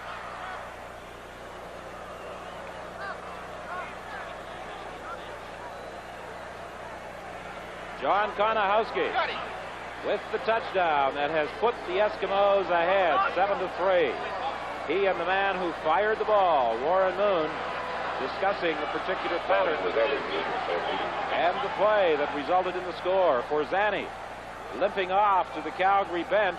So far, Waddell Smith is still down. John, the special teams, I think, have been devastating this afternoon on both sides. Very little room to run back. People are down there, they're in their lanes. Waddell Smith made a great effort. Smith, of course, is the Western nominee for the Shenley Award as the country's most valuable player. He'll be going against David Green of the Alouettes. That's going to be a pretty good battle, Don. Go ahead. We're going to, John, we're going to take a look at here an excellent effort by Waddell Smith in getting to Forzani. Hit him right up in the knee high, and that's why Tom limped off. And the same thing with Waddell. Waddell was still down. It looked like he caught him in the base of the neck area. I was just going to say the Shenley race between Waddell Smith and David Green is going to be a pretty good one this year, I would think. Waddell Smith over 1,200 yards in pass receptions, some 13 touchdowns. And David Green of the Alouettes, of course, having such a sensational season along the ground with over 1,600 yards.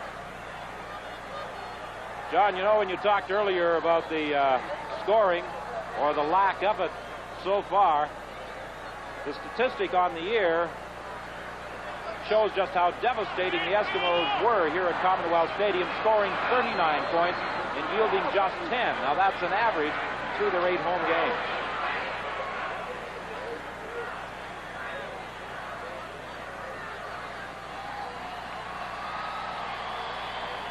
Well, the big weekend of the football season comes up next weekend. And, of course, Grey Cup Game 79 will be on CBC television next Sunday, November 25th. So join us all from the Grey Cup in Montreal. The Alouettes will be there. We'll find out later this afternoon who they're going to meet.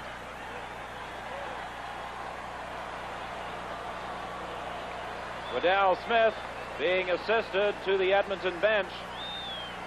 He took quite a blow as he came in to make the tackle on the kickoff return man, Tom Forzani. Here you see it again.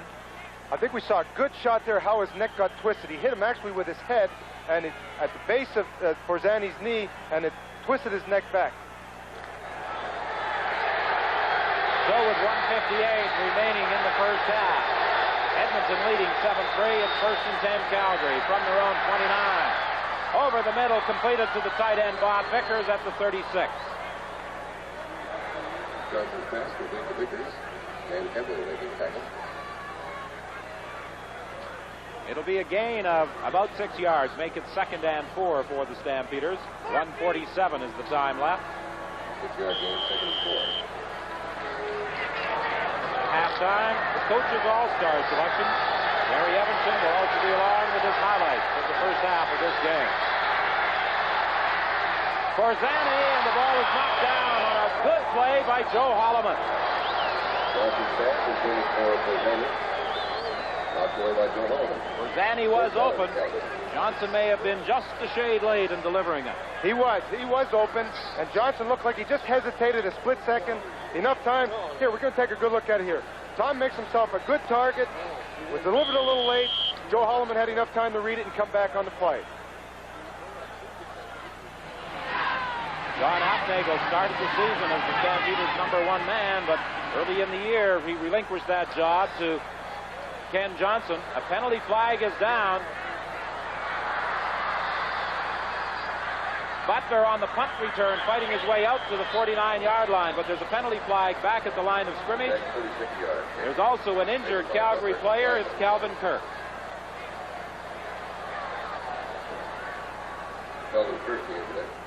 A 36-yard kick, an 11-yard run back. I think the Eskimos will decline the penalty. We have a legal procedure, Calgary. Left guard at the line of scrimmage. The penalty's declined. Edmonton will take possession first down. Calvin Kirk started to walk off towards the Calgary Stampeder bench and then just suddenly collapsed. I don't know. I can't tell what happened. It's possible that his knee just gave up on him, but these wide receivers are getting hurt on the special teams. There's tremendous hitting going on out there. And, you know, the wide receivers are normally not your most resilient type of guys in that type of hitting. Now, you know I've got to take a vaccine when I say that now, but it's the truth. 1:22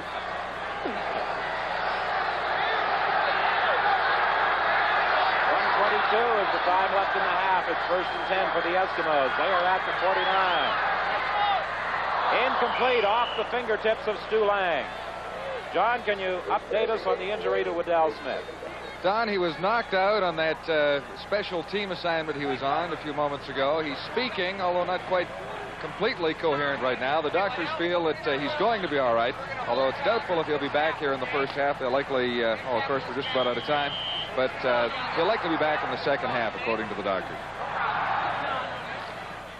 Trainer Jim Adams working on him, and work being done on Calvin Kirk. He had an injury problem to an ankle before the game, Don, last week. Second down, completed to Stu Lang for a first down at the 47.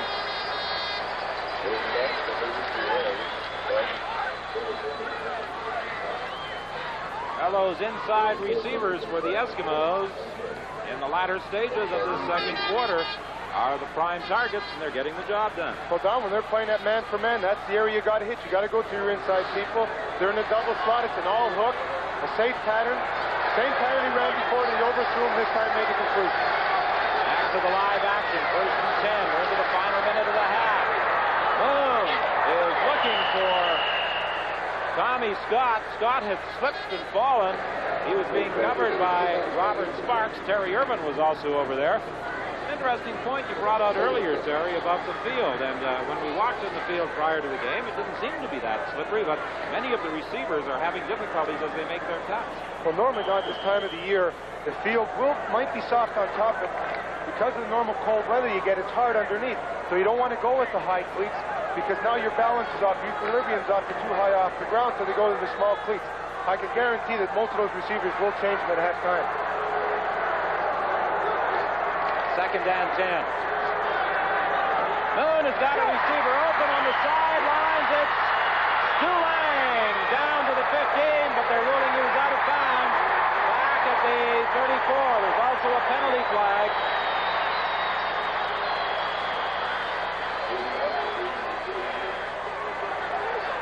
Stu Lang was clotheslined by Terry Irvin. Well, we're looking from our end zone camera. We talked about earlier, they're going to their inside people. Now, this time he went to the outside. They're in a man-for-man, but they tried to switch up. This is one thing that the Calgary defense will do. They'll play man-for-man 90% of the time, but when your receivers, two outside guys crisscross, they try to switch up. If he's not really on the spot, he's going to get beaten badly. And then Terry Irvin gets very aggressive downfield and picks up a penalty. Lang had been out of bounds back at the point he made the reception, but the penalty moves the ball down to the 18 with 46 seconds remaining in the half. Edmonton, 1st and 10. Kelly! Touchdown! What a defenders, Al Burleson and Terry Irvin.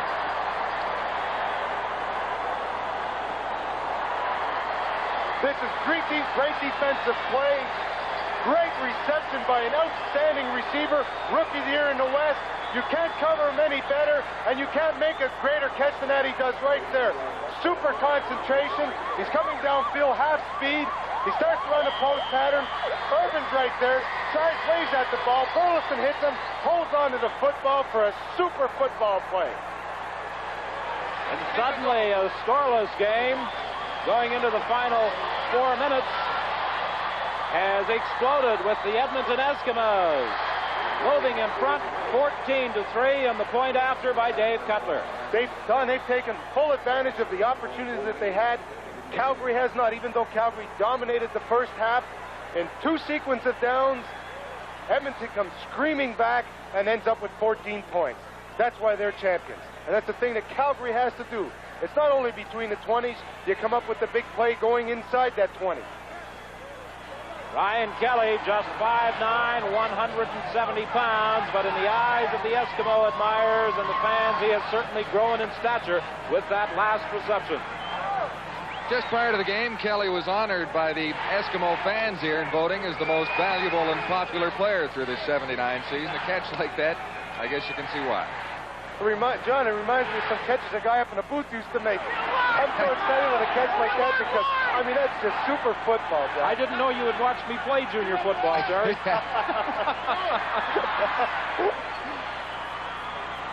I wasn't born when you played.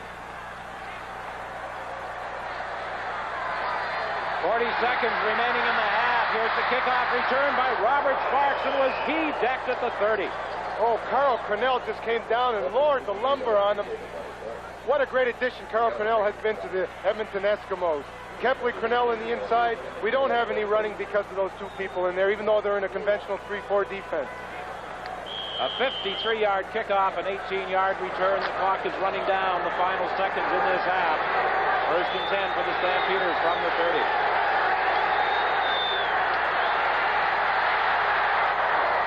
Great catch!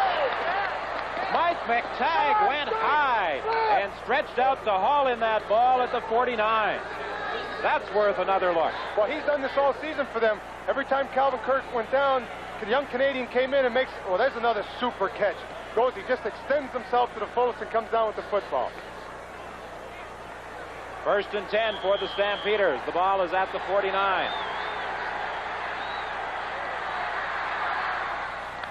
It's picked off by the Eskimos. Greg Butler makes the interception at the midfield stripe. So with 7 seconds remaining, the Eskimos take over at midfield. Butler was the man who stepped in front of that pass attempt. Well, learn to prevent. They got everybody around them. Willie's got to come down with that football because there's a lot of people in the area, and the defensive backs are used to that tip drill. They see that ball tip, they work on that every single day. The ball's in the air, you got a conversion on it, and they come up with a big interception. That ball off the fingertips of Willie Armstead. There might be time for 2 plays because on the changeover, the clock does not start until the ball is snapped, but the Eskimos, with a 14-3 lead, appear quite content to go to the dressing room enjoying that 11-point cushion. What a great plus for the Edmonton Eskimo team. A great quarterback like Wilkinson. Starts off, he's out of whack when he first starts the game. He's not in rhythm. Huey Campbell doesn't hesitate to send in Warren Moon. And what does he do? He just comes screaming back and gets 2 big touchdowns for them. This will be the final play of the half, barring penalty. Moon simply drops to one knee, and at the end of 30 minutes in this Western final, the Edmonton Eskimos lead the Calgary Stampeders by a score of 14-3 on touchdown throws from Warren Moon to John Konahowski and Brian Kelly. We'll be back with our halftime show right after this. Hey, Dad, look. It's terrific. Yeah, not bad. Say, do you have any of these made by Canadians? I'd like to compare them, just to be sure. Let's face it, A lot of Canadian jobs depend on us giving Canadians a fair chance. So, we should do it. Shouldn't we? Well, shouldn't we? New Envirolite plastic finish, a breakthrough in coatings. Envirolite gives rugged protection to wood, metal, anything paintable, indoors or outdoors. In tests by an independent laboratory, Envirolite outperformed all these popular enamels. Envirolite dries up to 7 times harder. It holds its high gloss up to 5 times longer. And unlike these enamels, Envirolite even washes up with water. New Envirolite, in a class by itself. Labatt's Party Case, with Canada's favorite ale and lager.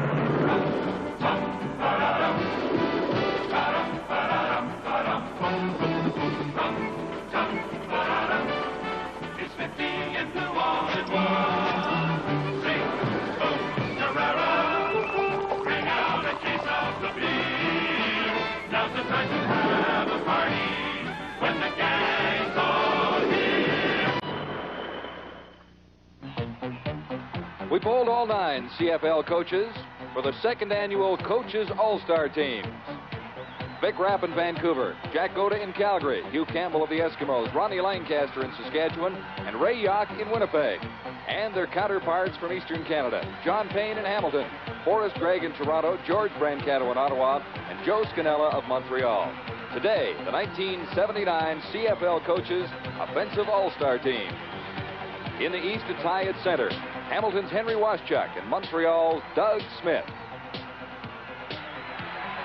Number 50, Henry Waschuk of the Tiger Cats finished his 5th CFL season with a flair, as did the Tiger Cats. The offensive line received a great deal of credit for Hamilton's mid-season resurgence.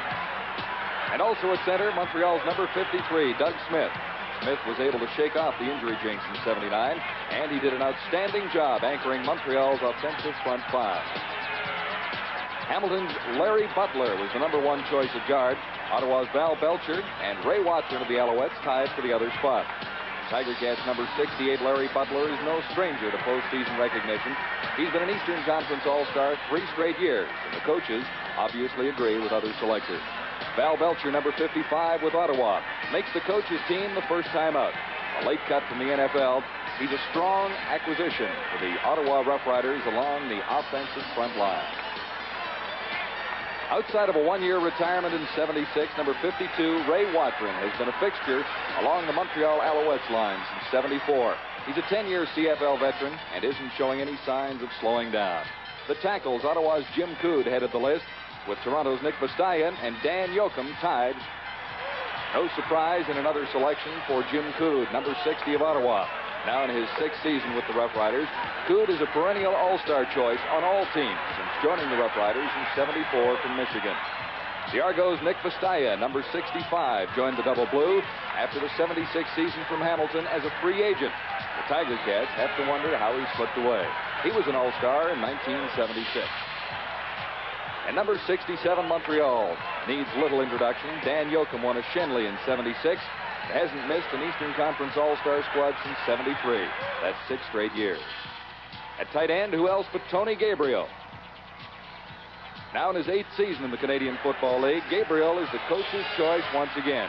And little wonder, he set a CFL consecutive game pass reception record and led the Ottawa receivers with 48 catches. The quarterback is Tom Clements, despite the fact that he started late with Hamilton in the 1979 season. Clements does get the credit for the Tiger Cats' return to the Eastern Conference playoff race. Over the entire year, Clements was number 1 in total yards. And the running backs, David Green of Montreal winning, Rollins and Metcalf tying for 2nd spot. David Green joined Montreal with 5 games left in 1978 and hasn't missed a stride since. This year, 1,678 yards, 11 touchdowns. And in Hamilton, the Tiger Cats couldn't be happier with their latest running threat, Ronnie Roland, in his first season out of Washington, 814 yards. Although the Argos had their problems, Terry Metcalf turned in his best performance, rushing for 691 yards. He was also the Argos' top receiver with another 568. At slot back, Toronto's M.L. Harris. He was another free agent acquisition from Hamilton. And when he arrived in Toronto in 1977, at 6'5", 244 pounds, he was a welcome addition. He's a giant among backfielders.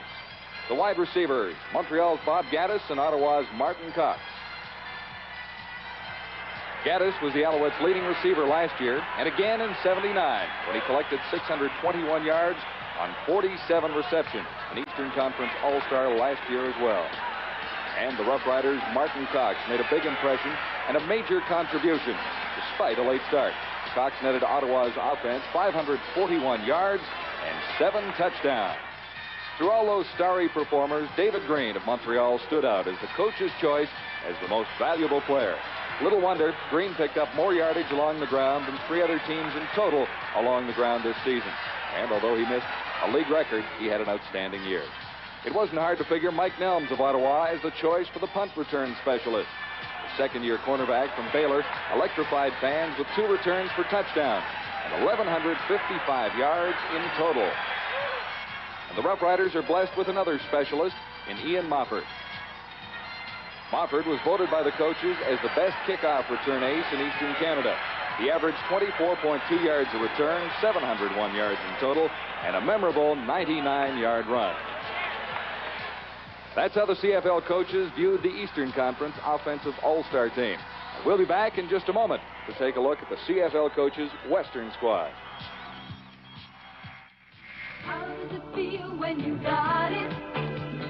Do you reveal that you got it? Just one drive and you sense its character. Grand Prix stands apart. Hey, Pontiac, you got it. Grand Prix, built for a changing world. Personal, luxurious, provocative. Experience Grand Prix. For anything like the same money, is there any other choice? Nobody started like Pontiac. You got it, Pontiac. Look who's into fitness now. Sam Etcheverry. Hey, Jackie Parker, old partner. Gee, it's good to see you. Good to see you. You look like you're in great condition. Feeling good. Hey, Kenny Clay. Parker, Sam Etcheverry. Hello, Ken. How the heck are you? You're looking good. You guys got an old quarterbacks convention here? Right. Geez, you're thin as ever. How you doing it? How you keeping in shape? A little bit of running. Couldn't run before. Once you've been in great condition, you'll want to stay in great condition. Canadians are into fitness now.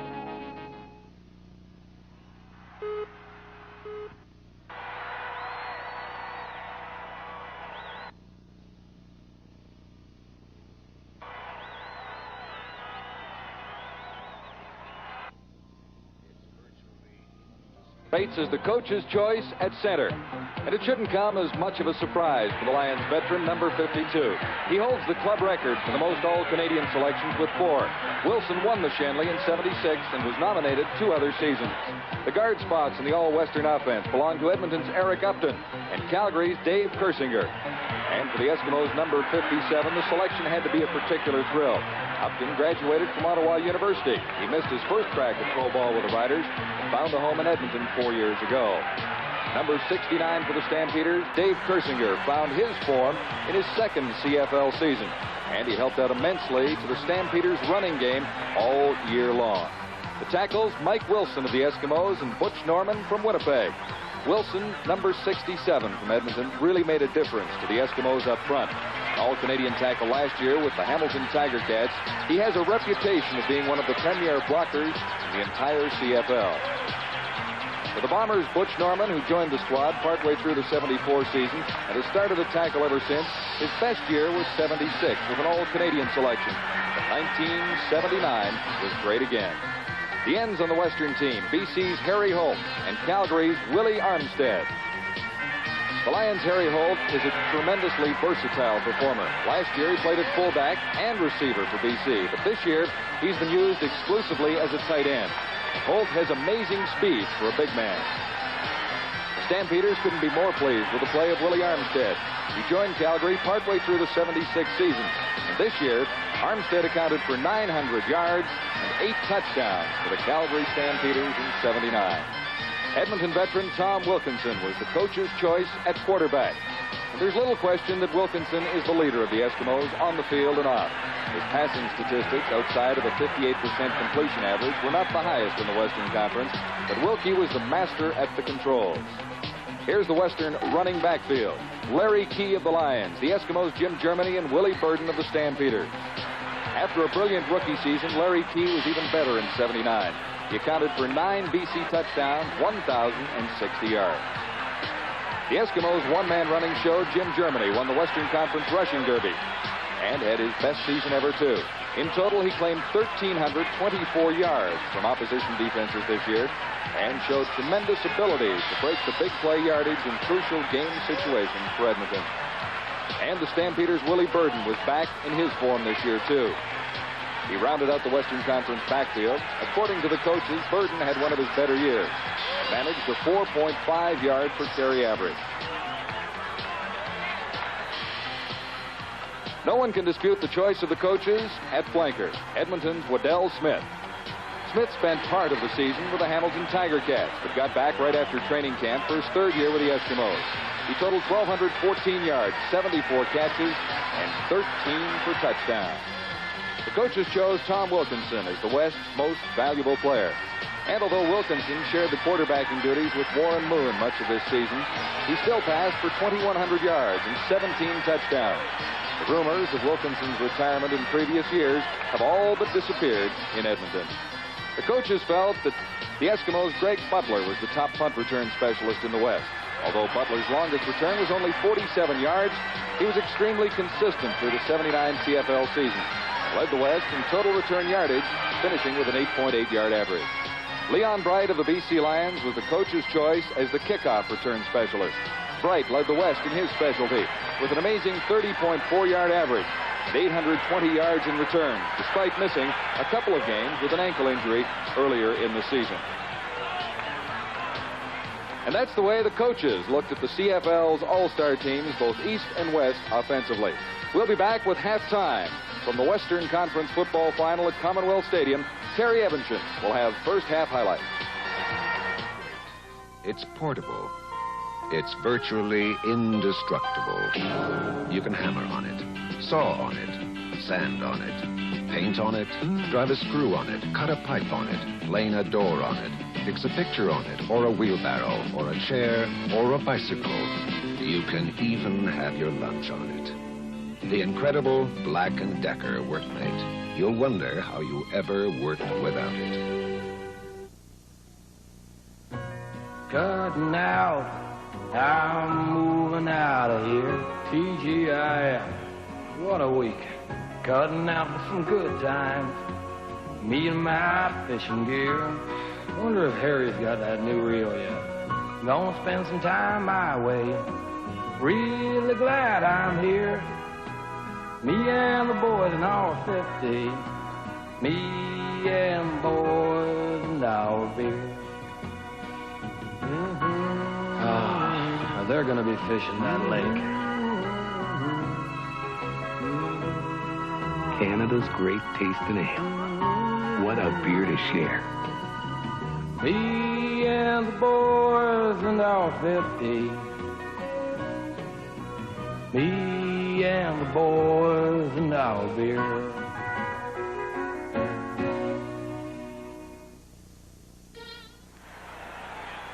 (14-3) is the halftime score in favor of the Eskimos over the Stampeders. Terry, for a long while in that first half, it looked as though it might just remain scoreless. Oh, I tell you, what a great football game. Offense finally near the end. Super defense at the beginning. Calgary made a big mistake, though. They completed a number of short passes.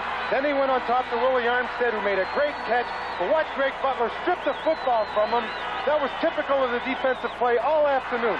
And then Pete Laborado's great Johnny on the spot picks it up for a big turnover at the beginning of this ball game.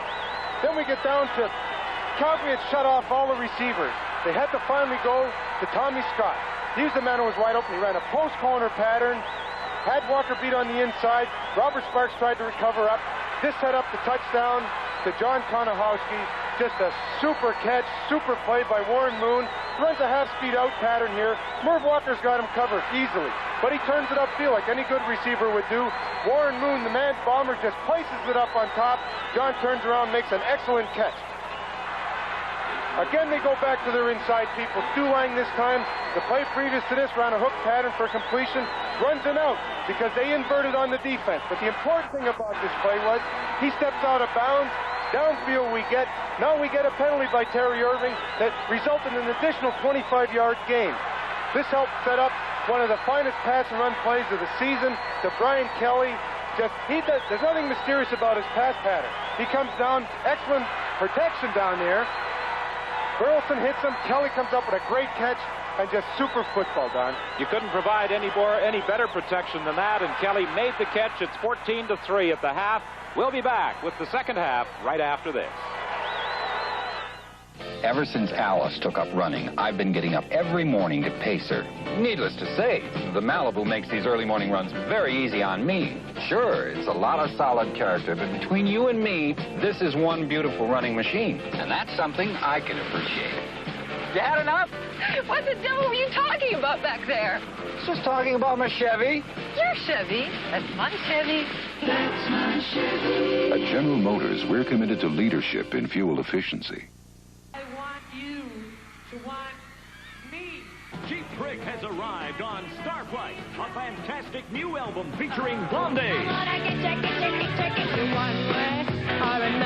Peter Frampton, Sensational M, Charlie Daniels Band, Sold to steal. Catch us Starflight. It's in stores now.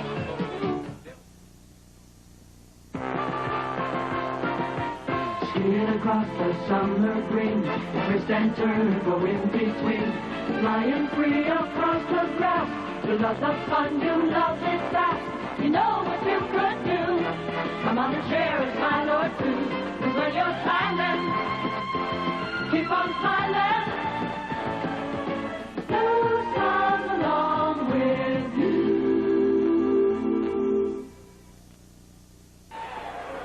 Well, an interested spectator at this afternoon's ball game, a former sportscaster, a man who has now gone straight, Bill Paul, who co-hosts Marketplace with Joan Watson. You're not preparing to do anything on CFL football in Marketplace, are you? Well, no, actually, I'm out here on assignment, Don, and going to be in the West for the next few days. What a game here, though. It's a bit like yesterday's, at least the first half, almost a defensive game, but a very good one. Those last two touchdowns have really brought the fans alive here. Well, you've got Marketplace on the air this evening on the CBC television network. I understand you've got quite a show. Yes, we have a very interesting show. We have our first installment of an insulation series. It's going to tell some unsettling things to Canadians. We hope they'll be watching. We also have a car test, and we also are going to tell some people about Christmas toys. And it should be a good show. I hope they're watching. Okay, so you can check your local listings across the CBC television network for the telecast time in your area this evening of Marketplace. Bill Paul, I hope you enjoyed the second half of the ball game. Thank you, Don. It's great to be back in Edmonton. We're about set for the second half of this afternoon's ball game. The Edmonton Eskimos leading by 11 points, 2 touchdowns. John Konahowski and Brian Kelly late in the half, giving the Eskimos the lead. The pennant fluttering from Commonwealth Stadium, the Western Championship, as well as the CFL Championship. The Grey Cup victory achieved a year ago by the Eskimos over the Alouettes in Toronto. In the first half, the Eskimos, late in the game, got their offense on track. They had more first downs than the Stampeders. However, in terms of total offense, there wasn't much between the teams. Robert Sparks on the kickoff to start the second half, out to the 32-yard line. He's upset there by 10 million.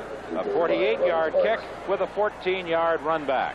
Don, I checked with both benches, re-injuries in the first half. Calvin Kirk is going to see some action, but Jack Oda doesn't think he's going to play very much, so that'll likely bring in McTagg as the receiver for the Calgary Stampeders. Waddell Smith on the other side for the Eskimos is slated to see action in the second half. John McTagg is at a wide receiving position for the Stampeders. He's flanked left. Tommy Forzani is out to the right. And Willie Burton is the ball carrier. A pickup of about 3 yards. David Boone made the tackle. Jack Goda was pretty much prepared for the 3-4 defense. He had fully expected the Eskimos to go with those 3 down linemen, Boone, Fennell, and Este, backed by Credell and Kepley in the middle, Towns and Potter on the outside. He also thought that he'd be able to establish the running game a little more effectively than they have been able to so far. Johnson's sideline pass deflected by Greg Butler. And the Stampeders will be forced to kick it away on third down. Dave Fennell is the injured Eskimo. He appears to be in a great deal of pain. And Fennell, I can't recall ever seeing him go down before. I haven't. This is exactly the first time, and if he's down, I think he's hurt. It'd be a tremendous blow to this Edmonton Eskimo football team if he is injured. Well, in addition to the Grey Cup that the two competing teams will be contesting next Sunday, the individual awards at the CFL championship game for outstanding offensive and defensive players, as presented by Labatt's, are two brand new automobiles. So there's some individual incentive for the players as well as that team championship. And this injury to Dave Fennell would certainly appear to be serious. As Terry mentioned, when Fennell goes down, you know he's hurt. Well, they were double teaming Dave Fennell in that play with Miles Burrell and James Sykes. Miles took him up high, and James Sykes just came up, cleaned him up on down below. And it's obvious there's something wrong with Dave Fennell, for sure. I was just looking at the depth chart here, gentlemen. They don't have anybody listed behind Fennell at right tackle. Figure that Stevenson from the right tackle offensively might have to come in and play some defense, where he did play for the Eskimos a couple of seasons ago before moving to the offensive line. But they're not very deep, the Eskimos, defensively up front like that. Well, John, that's one of the problems. That's one of the reasons why they switched to that 3-4 front. However, they do have York Henschel to come in as Dave Fennell's replacement. But had they gone with the normal 4-3, that's when they ran into difficulties. They did not have any backup people had they gone with the 4-3. But they do have York Henschel to come in to back up Dave Fennell. Perhaps we'll see here how Fennell got hurt. Coming from the top of the screen, they go down low, and he gets hit from up top as well. It's James Sykes who throws the block down low, and it appeared as though Fennell twisted that knee as he went down. Fennell, 6'4", 250 pounds, graduate of the University of North Dakota, who, interestingly enough, announced his own signing with the Eskimos. He phoned several newspaper reporters in Edmonton to inform them that he had signed with Edmonton. He played his junior football here and then went to the University of North Dakota. He graduated from law school in April. A pre-game ritual, he, with one of the Edmonton assistant coaches, makes a couple of trips around the entire field, about an hour and a half before the game, and they discuss the upcoming game. Very popular player with his teammates and with Eskimo fans. One of the great all-time Canadian tackles. High kick by McTagg on third down. It's taken by Butler at the 30. Butler finds an opening and gets out to the 44-yard line before he's stopped by Willie Burton. McTagg's kick, 45 yards, taken by Butler. A return of 14. A reminder, next Saturday on Sports Weekend, we'll feature Grey Cup replay with highlights of last year's Eskimo victory over the Als. And, of course, a look at what happened this year at the 1979 Grey Cup week festivities. So join Ernie Afaganis for Sports Weekend next Saturday on CBC television. First and 10 from the 44. The Eskimos with Warren Moon still directing the attack. Over the middle to Stu Lang. And was he punished as he caught the ball? Al Burleson delivered a crushing tackle just as Lang caught the ball. He's a very durable receiver. Edmonton now are doing the things that they normally have done all season long. Calgary are coming with the same front four. They're playing man for man on the inside people. They figure they've got to go to them. It worked before. They're going to stay with them. He's an excellent receiver, really underplayed because of the dynamite receivers they have on the outside, but a very durable and resilient receiver.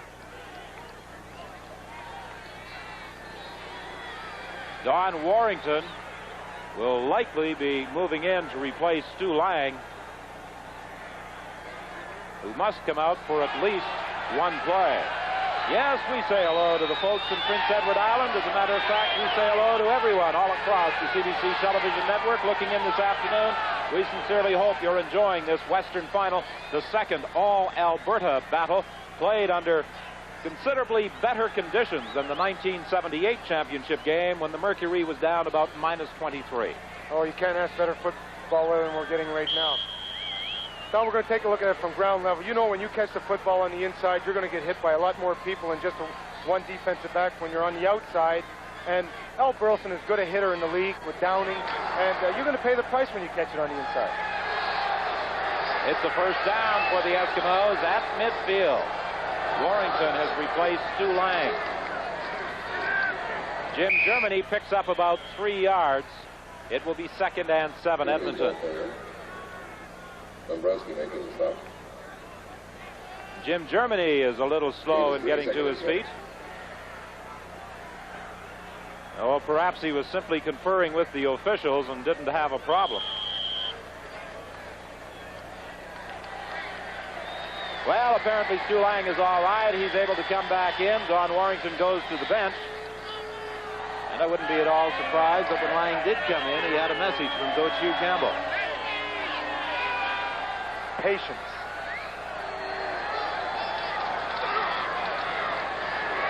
Good protection for Moon. Now he has to run out of there. He's got 4 people in pursuit. He gets away from one. He's going to run the ball for about 6 or 7 yards. Mike Wilson made one of the very fine blocks for Warren Moon when he decided to take off. He had 4 or 5 people in pursuit of him. Wilson has certainly been one of the big additions to the Eskimos this year. 6, 2nd and 2. Make that 32. Bernie Morrison, the outside linebacker, injured on the play. He'll be replaced by Doug Battershall. There was a great field-back block by Stu Lang on Bernie Morrison. The receivers, that's another thing with the Edmonton team. When their quarterbacks start running for their lives, those receivers, not only are they looking for a dead area to find a spot to receive the ball, if there's nothing there, they're going to try to pick someone off. 3rd down kick by Elisic, fielded by Forzani, or Sparks, I should say, and he goes out of bounds at about the 16 or 17-yard line. Let's see where they mark it. Well, I'm wrong. They move it to the 19. Takes out of bounds by Stu Lang. Stampeder ball 1st and 10 on their own 19. Dave Fennell on his feet at the Eskimo bench, but York Henschel has taken his place in the defensive alignment. The doctors haven't got anything to report on Fennell yet. I suppose it has to be encouraging for the Eskimo supporters anyway that he is up and walking around. The injury was to his left knee.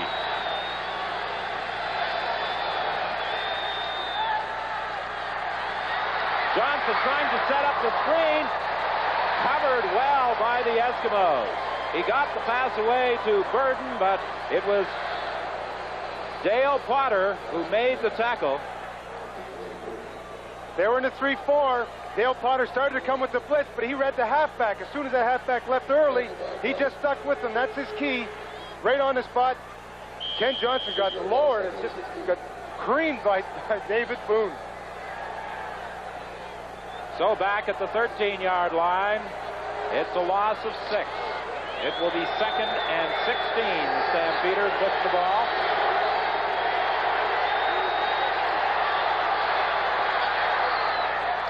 Incomplete. Joe Holloman, the man defending, slipped and fell as he knocked that pass down. He thought he should have had an interception. From our ground level, the ball seemed to get away from Ken Johnson here for the first time today. His receiver was wide open. He let that ball go too far to the outside. Joe Holloman he had his eye on James Sykes, not on the football, and slipped trying to make the recovery.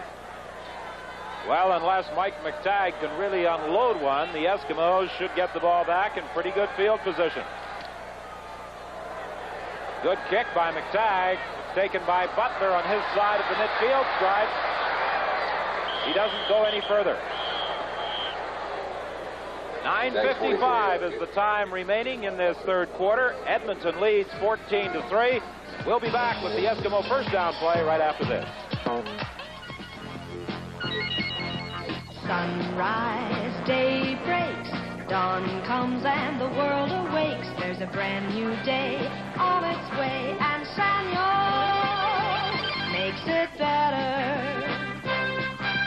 Sunrise, day breaks, dawn comes and the world awakes. There's a brand new day on its way, and Sanyo makes it better. Wake up to audio with the true-to-life quality and richness you've been dreaming about. Wake up to Sanyo's new generation of audio components. It's an exciting new day for sound. Live it to the full with Sanyo.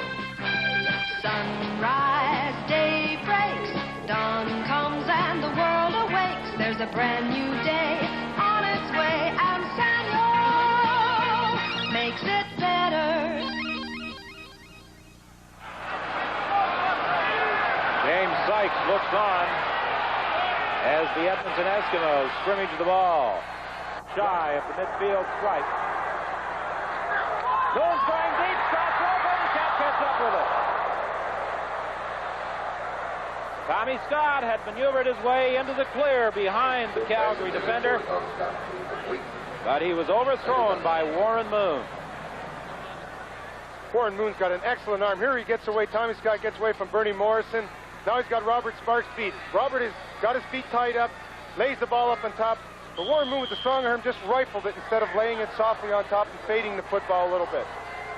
Hey, a moment ago we caught sight of a pretty good fast receiver at that Eskimo bench, George McGowan, who retired this year as a result of injuries, but I'm sure his affections still lie with the Eskimos.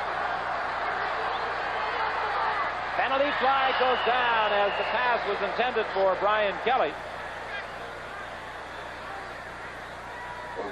There are several penalty flags. It looks as though it will go against Calgary, pass interference. I think that Bernie Morrison was the man guilty of the infraction. Repeated second. We have an offensive holding, Edmonton number 57. We had a defensive pass interference, Calgary number 72. The penalties bounce will repeat the second down. Well, I was partially correct. There was also a holding call against the Eskimos.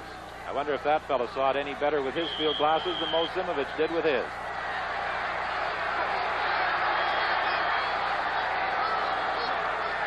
Second and 10. Incomplete, intended for Kelly. So it will be third and 10 for the Eskimos.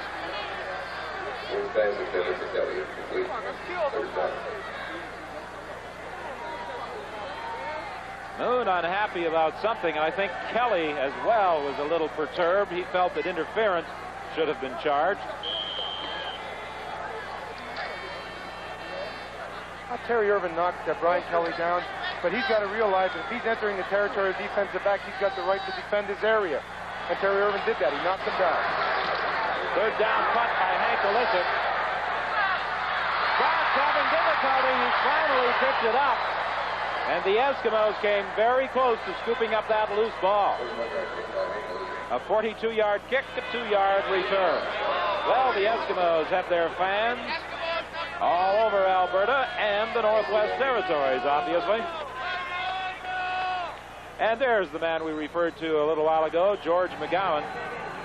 What a career he had. As a matter of fact, he was a Shenley Award winner a few years back as the country's outstanding player. I think that was the year he erased one of your records from the book. Yes, he did, and one of the all-time really great receivers ever in the history of this league. A super athlete, great concentration on the ball, not outstanding speed, but knew where all the zones were, great pattern runner, just a fine individual, and tough too. Cal Murphy, the former head coach of the BC Lions, an assistant with Montreal, now an assistant with the Eskimos, conferring with Warren Moon as Tom Wilkinson warms up, and the Stampeders scrimmage second and 10 after that incomplete pass from Johnson to James Sykes. Johnson under pressure. He dumps it off to Bob Vickers, and he was able to hang on. Good catch by Vickers at the 35 as he had Kepley all over him along with Joe Holloman. Well, they're coming just with the front four. They feel that they're getting enough pass rush on him. David Boone's in there on top of him. He steps up in the pocket, comes to the outside. He's waving his receivers downfield. Bob Vickers finds a soft spot to the outside, makes an excellent catch.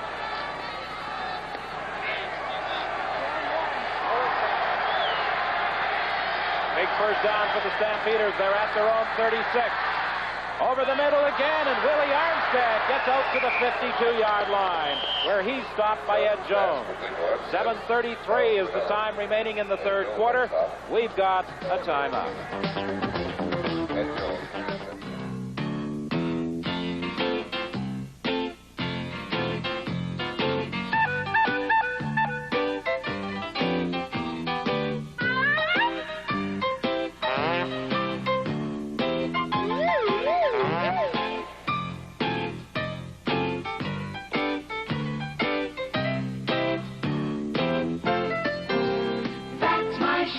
At General Motors, we're committed to leadership in fuel efficiency. The punishing play of this game is certainly taking its toll.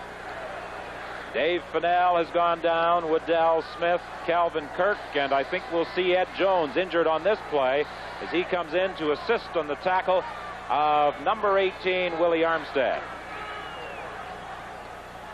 It appeared as though he may have been hit by his own man, middle linebacker Carl Cronell.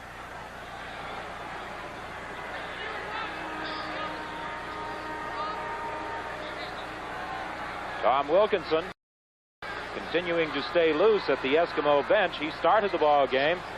He was unable to click in his passing attack. Warren Moon took over, and while he had some early problems, he finished the half in great style with touchdown throws to John Konahowski and Brian Kelly. As Ed Jones comes off, John, what have you got to report? Well, I was just going to remind everyone again about Grey Cup Day 79 beginning next Sunday morning here on CBC television with pregame countdown live from Olympic Stadium in Montreal. Host Tom McKee will be on hand, so join us for Grey Cup Day 79 a week from today. We just hope the weather is as good or even better at Olympic Stadium next Sunday afternoon, John. Emilio Fraietta has replaced Jones. The pass was intended for Mike McTagg, and Dan Kepley dropped back into that hook zone along with Dale Potter. Jones, number 24, going back into the ball game as number 37, the rookie Emilio Fraietta, comes to the bench. The diagnosis on Dave Fennell is a hyperextension of the left knee. He could well be back in this game. You see here Ken Johnson looking for Mike McTagg. Important thing here is that once Edmonton establishes their front four and they don't have to blitz their linebackers, they now have 8 people in that defensive secondary, and it's going to be pretty tough to pass against them. Mike McTagg at the 50, short of a first down by about a yard. He fell in front of Greg Butler. It will be third and about 1. 9 beginning next Sunday morning here on CBC television with pregame countdown live from Olympic Stadium in Montreal. Host Tom McKee will be on hand, so join us for Grey Cup Day 79 a week from today. We just hope the weather is as good or even better at Olympic Stadium next Sunday afternoon, John.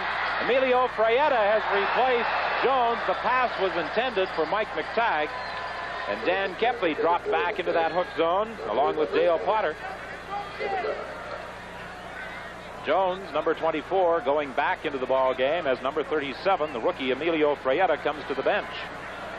The diagnosis on Dave Fennell is a hyperextension of the left knee. He could well be back in this game. You see here Ken Johnson looking for Mike McTagg. Important thing here is that once Edmonton establishes their front four and they don't have to blitz their linebackers, they now have 8 people in that defensive secondary, and it's going to be pretty tough to pass against them. Mike McTagg at the 50, short of a first down by about a yard. He fell in front of Greg Butler. It will be third and about 1.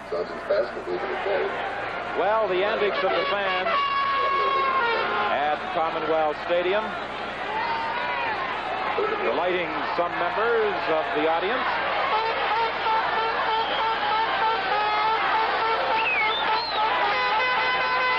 Ford or Claude is doing quite a job of encouraging some of the spectators. That's Claude Scott. He's a regular fixture at all National Hockey League games in Edmonton.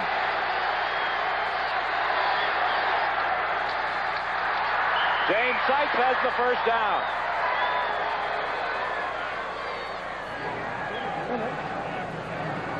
The Eskimo bench looking on for a moment.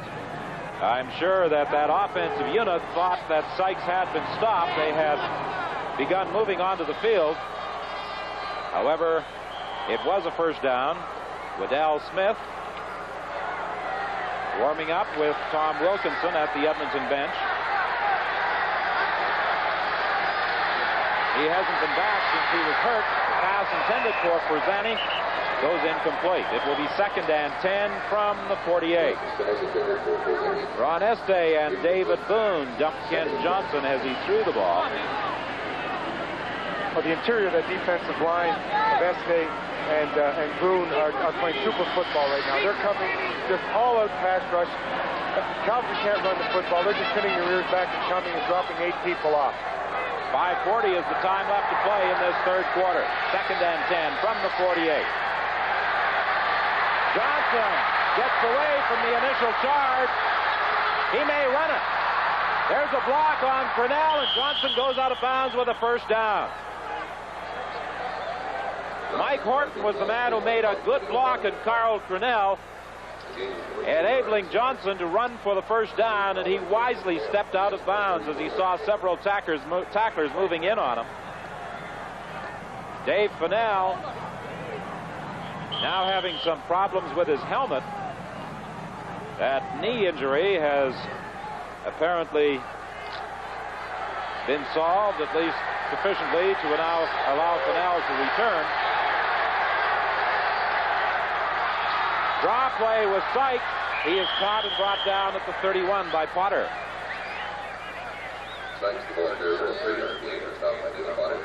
Henschel again replacing Dave Fennell as the Eskimos shift into that 3-4 defensive set. The ball is at the 30. It is 2nd and about 7.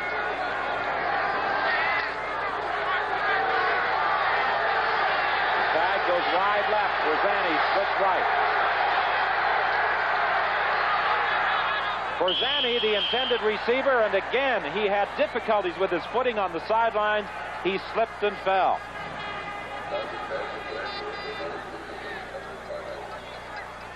I don't know why. I don't believe there's anything wrong with the field down there, and they're slipping very easily. You know, I'm sure it's the cleats, and I don't think they've changed because they're still falling the second half. He's had his man beat. He ran a nice pattern, nice hook-out pattern to the outside. He had Holloman beat easily. But you notice here, he just loses his footing very easily. On 3rd down, J.T. Hay enters the ball game. He'll try from 37 yards. He was successful from this distance earlier. It is good again. And the Stampeders reduce the deficit to 8 points. It's now 14-6 for Edmonton. Again, they're doing repeatedly what they did in the first half. They move down between the 20s and they get stuck there. You can't beat a championship team by getting stuck in the 30-yard line. It amazes me how those fans always seem to know when they're on Kim. Well, I don't know. Maybe it's the man that's downstairs that's got his eye on him, too. From the 35, it's 1st and 10 for the Eskimos. 4:08, the time remaining in this third quarter.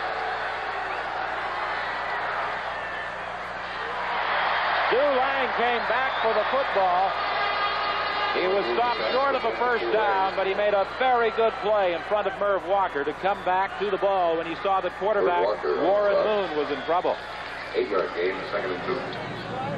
Instead of I tell you on the line of scrimmage, I'm coming, but the back opens up through, so I got to come off the kick. And then as a result, you got to go back to the side. Dale Potter and David Boone discussing with defensive coach Don Matthews the job that they have to do over the balance of this ball game to contain the Stampeders.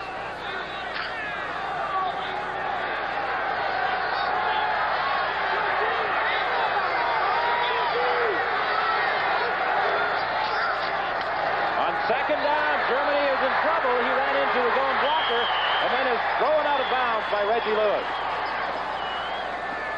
There's been no running, so to speak, of this whole afternoon on either side. And the only way they move the football is by the pass. Calgary's defense has been the best against the run the second half of the schedule. They're doing it this afternoon again. The only way that Edmonton's moved the football is throw to their inside receivers. They did it earlier with Stu Lang.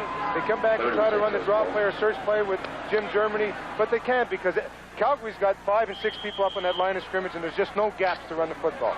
Terry, am I wrong? But I seem to sense that this ball game is switching just a little. The Stampeders seem to be gaining the momentum in this third quarter.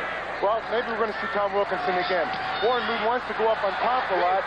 Wilkie now, I think, has had time to look and see what's developed downfield and come back with a little bit more controlled game. Tom Forzani tried to do a lot of maneuvering to find some room, but he didn't find that, and he is stopped at the 40-yard line. Let's pause for this message. Where are we going? Where do you want to go? Tobogganing. I love the big hill. Down the hill. I'm gonna fly. What do you want for lunch? I have an invisible sandwich. No, if you have an invisible sandwich, then you'll be invisibly hungry. Is the man gonna come with us? What man? The nice tower man who takes care of us when we go in the car. Sure. We wouldn't drive anywhere without him. For tough winter roads, make Michelin Winter Radials your one and only tire. One and only Michelin. Make a pass by by, make it last by by. Catch the wind that's sweeping low. Skim the surf, the rest below. Stay around, and back you go. Make a pass, make it last. Almost time to let go. Take the time, share a blue. Take a while, share a smile. Swing your smile. Well, all you Calgary fans will certainly recognize Ralph, and he's here attempting to lend support to the efforts of the Stampeders. They scrimmage 1st and 10 from the 40-yard line. Good faking by Johnson. Forzani on the sidelines. He makes the catch at the 52 of the Eskimos. Forzani did a good job of making sure his feet were in bounds as he hauled in that throw from Ken Johnson. Well, we're going to get a look at it from our end zone camera. He made a super pass pattern, went to the post, went to the flag, and came back and left Joe Holloman stand out there all by himself. Here we got a good ISO on it right here. You'll see Joe Holloman looking at the quarterback. Tommy fakes him to the outside, jumps inside. Joe's got his eye still on the quarterback. Nice, easy pitch and catch to the outside. Back to live action. First down, Calgary. Sideline, Forzani again. And Forzani has another first down. They'll mark it at the 37. Don, the play they started the game off with. Outside people against Edmonton, that's where you pass on them. They give you 10 yards, you got to throw it to the outside. They got away with it, away from it for 2 quarters. Now they're starting to come back again. And I agree with you, the momentum has started to shift a little bit now. Thank you, sir. You're welcome. Yes. Remember those junior days, eh? 1st and 10 for the Stampeders. They're at the 37 of the Eskimos. Inside with James Sykes, but not against that Edmonton defensive set. David Boone met him head on. A pickup of 1, maybe 2. They're going to try the occasional running play, maybe to stop that front 4 from coming so hard. But the experience of Kepler and Cornell in the middle, they don't bite on that. They got the keys in the boat. Burden and Sykes, they don't jump too early. If they see pass, they get back in their hook zones as well as anybody. So you're not going to fool them at this stage of the game with the run. Jones shaken up again. Frietta has taken his spot at a defensive half position. Bob Vickers, incomplete. That's the turnover I'm talking about, Don. They've moved the football well, and then all of a sudden they come up with a bad play like that. He's got time to throw. He lets it get away from him on the side. Okay, mind you, it's pretty good protection there, but he lays it outside, but too far. So on 3rd down, J.T. Hay enters the ball game once again. This time his try for 3 will come from 43 yards up. He's hit on a pair of 37-yarders to account for the Calgary scoring. He's got the length. It's wide. And in the end zone, Larry Highbaugh dancing around and will concede the single point. So now a converted touchdown is all that separates the Stampeders from the Edmonton Eskimos, who are leading with 1:13 remaining in the 3rd quarter. 14-3 was the score at halftime in favor of Edmonton. 2 late touchdowns. Warren Moon passing to Brian Kelly and throwing to John Konahowski. A beautiful football afternoon in the Alberta capital. Yesterday, the temperature was nudging 10 degrees. Today, at game time, it was about 6, and I don't believe it has dropped much since then. Moon throwing for Kelly. He was turned around. He was heading to the sidelines. He had to swing around and go to his inside trying to catch that ball, and in front of Robert Sparks he was unable to do it, and Moon was under a little pressure that time as well. He was, and it was an excellent double pattern in and out by both inside and outside receivers. As I talked earlier in the game, Calgary with their man-on-man defense usually shift, and now they tried to do it there, and they tried to cross him up with a good deep pick pattern, but he got rushed and he couldn't get the ball to the outside. 2nd and 10 from the 35 with 42 seconds remaining in the third quarter.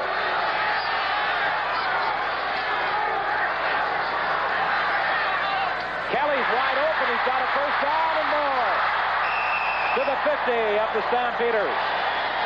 A very vital second down conversion for the Eskimos.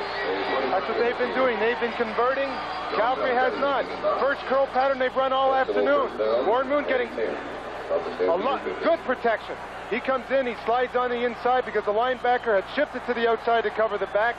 We take a look at it. Here's the ISO shot of it right here. He pushes off of Ray Odom. Odom's is looking at the quarterback. Smart receiver slides back to the soft spot. What should be the final play of the third quarter as we go back to live action. Moon is going to run it. He is caught by Dombrowski and down in the vicinity of the 40-yard line, very close to a first down. The scoreboard clock reveals the time has expired in this third quarter. There's the signal from the field. And with 15 minutes remaining in this Western Championship game, Edmonton leads by 7. Here we are again at the James Bay Hydroelectric Project. When we were here 2 years ago, we said, here where toughness is the measure of a man and his equipment, Chevrolet is proving again. Chevrolet trucks are built to stay tough.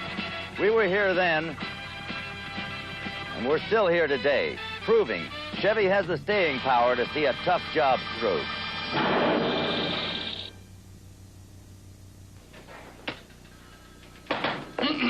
At Canadian Pacific, we think of ourselves in 2 different ways. First, we think of ourselves as people getting needed goods from one place to another, in Canada and around the world. And we're people getting you from where you are to someplace else and looking after you along the way. And we're people getting necessary information from where it is to where it's needed. In other words, at Canadian Pacific, we are people in the transportation business. And the second way we think of ourselves is as people filling basic needs, like steel making, or forest products, or oil and gas, or minerals, or shelter. In other words, we're people developing basic resources. And that's the 2 ways we think of ourselves at Canadian Pacific: transportation and resources. But when you think twice about it, those 2 words say a lot. Today's Canadian Pacific. Working for you in transportation and resources. Well, I think we're going to have to change the colors of our CBC jackets. Real people are hard to find down here.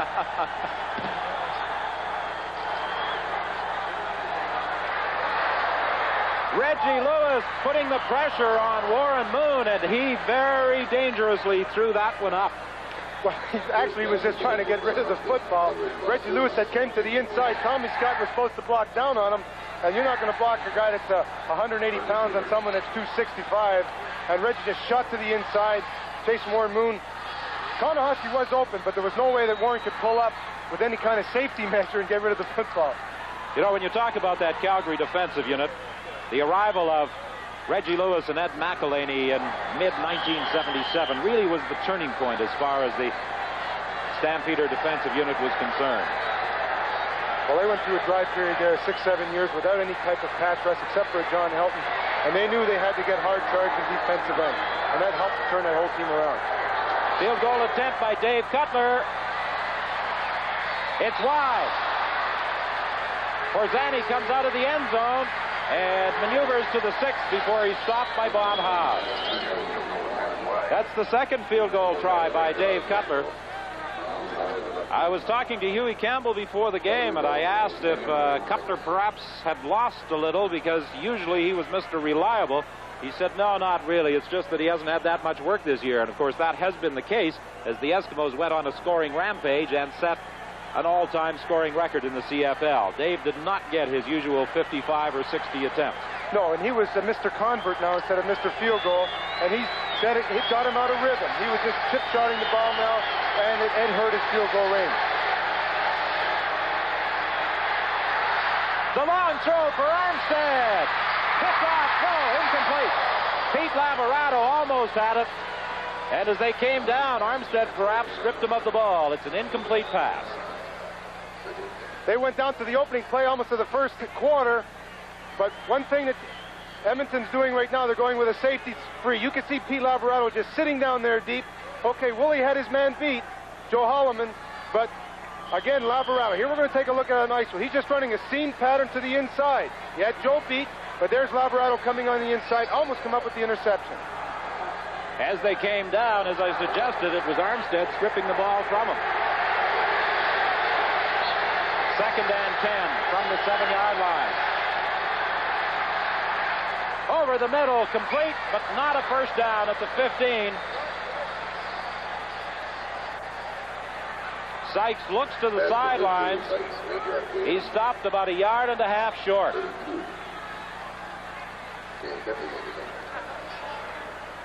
Calgary, I believe, have to remain with some poise here. Okay, they don't convert it here, but it's the first time they've hit their back coming out of the backfield. The linebackers are running out of there. He dumps it softly, but they can't try to pick it up all in one play. If the defense turns it around, they're only 7 points behind. A lot of time to go in this football game yet.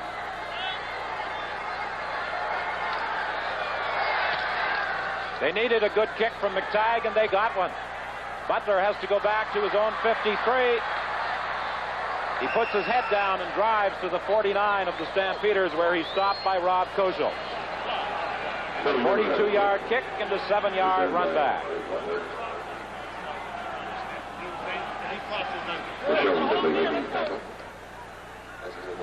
Warren Moon moving in to direct the Edmonton attack. They've stayed with Moon in the signal calling position ever since he came on in relief of Tom Wilkinson early in the second quarter.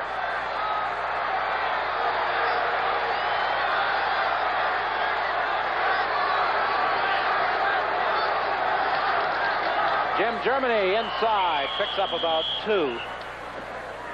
His advance was arrested by Reggie Lewis.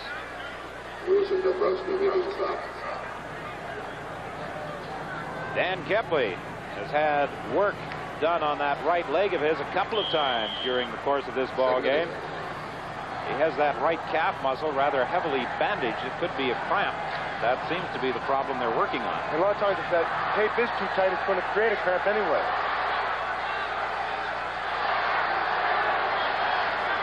Second and about 8. Moon will try and put it in the air. He's going deep. It was intended for Kelly. There's a penalty flag. He was pushed out of bounds by Terry Irvin. No doubt about Irvin interfering with Kelly going down the sidelines. Irvin has been bumping with those receivers all afternoon. That time he got caught. Well, listen, he's playing defense the way it's supposed to be played. We're going to take a look at it here. Brian Kelly starts to head him up.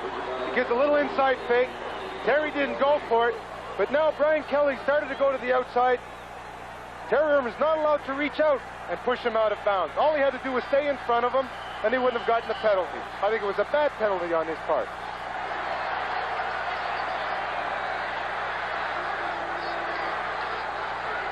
On first down, Moon has the ball knocked loose. Who's got it? I think Edmonton might have recovered.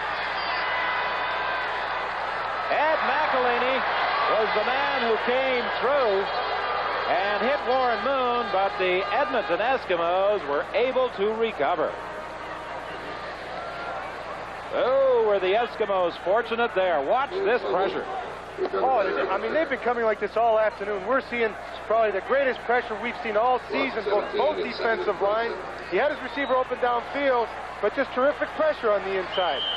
It almost to turn over the game. Bill Stevenson was the man who got back to pounce on the ball at the 45. It's now 2nd and 27 for the Eskimos. 11:24 is the time remaining in the game. Moon will try and put it up again. He finds the receiver, Konahowski. Konahowski gets down to about the 23. He's short of the first down, but well within the field goal range of Dave Cutler. Again, we see him dropping back. He's looking to his inside people. They're one-on-one. He ran a curl pattern. Robert Sparks started to run out of there. John Konahowski, a big target, picks up big yardage. Konahowski was shaken up on the play. But now Dave Cutler comes into the ball game to try a field goal from the 30.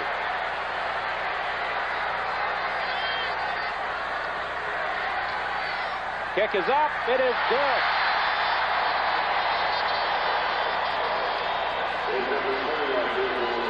And with 10:48 remaining in the ball game, let's pause for this message. When you take a quick look at what we do at Canadian Pacific, you may see a lot of people doing a lot of different jobs.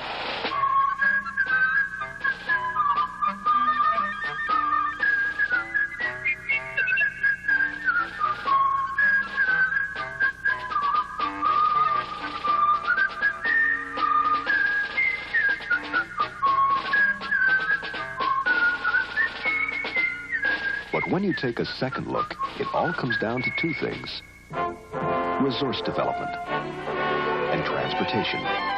Transportation and resources. At Canadian Pacific, we think a quick look at what we do is fine, but we hope you'll think we're worth a second look, because we believe transportation and resources are important to every one of us. Today's Canadian Pacific. Working for you in transportation? And resources. The attendance at Commonwealth Stadium this afternoon has just been announced. 43,033, an all-time record for the home of the Eskimos.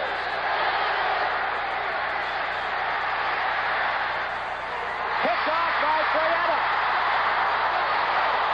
And Freyetta is taken out of bounds by Willie Armstead.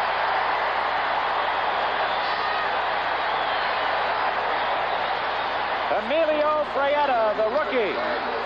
Oh, they feel he's a real comer for them in the years to come. He took Pete Labarado's spot. He sits on the inside. They had inverted. He wasn't even looking for the receiver downfield. He had his eyes in the backfield. Johnson laid it out there, and Emilio was right there to pick up an important interception right now. Well, with 10:22 left to play and a 10-point difference, the Eskimos have the ball at the 29.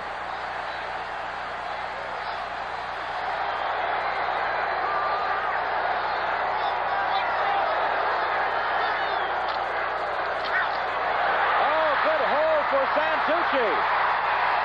He has a first down to the 18-yard line. Upset by Terry Irvin.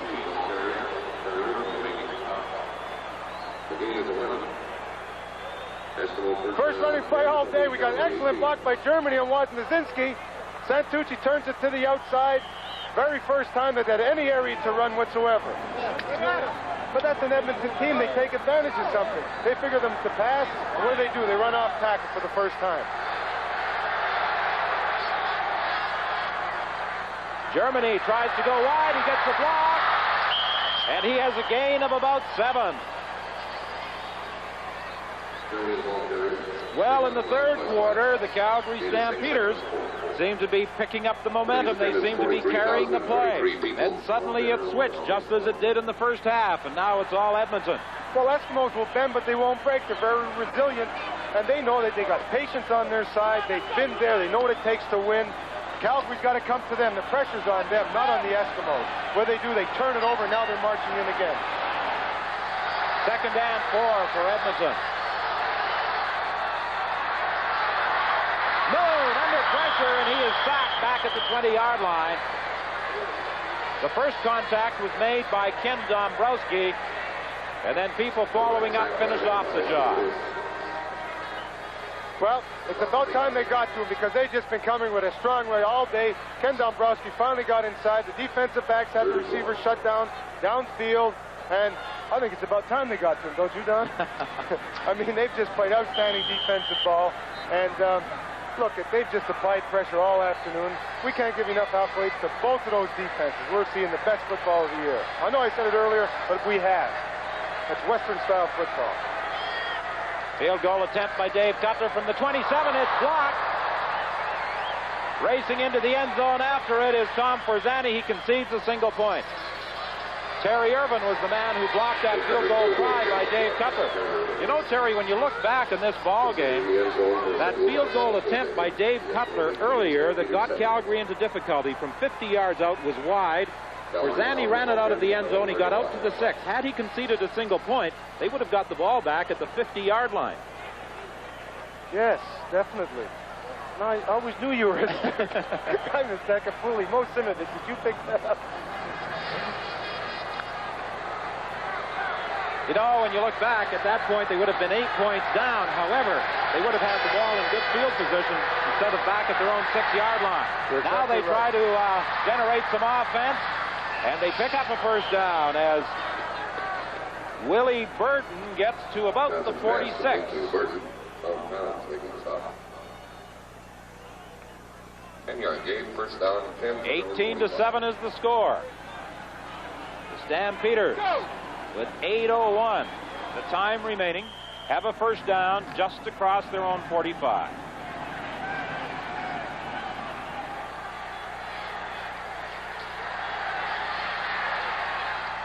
Good catch by Willie Armstead. A gain of about 7 yards. It will be 2nd and 3 when we return after this message. At one time, the people who owned Canadian Pacific came from several other countries. And naturally, their interests were different from ours. But times have changed. And now we have a whole new ball game. Today, the majority of people who own our company are Canadians. Canadians like you and me. And today at Canadian Pacific, we know that's a winning combination. Today's Canadian Pacific. Working for you in transportation and resources. 2nd and 3, the situation facing Ken Johnson and the Calgary Stampeders as the Eskimos' Tom Wilkinson looks on.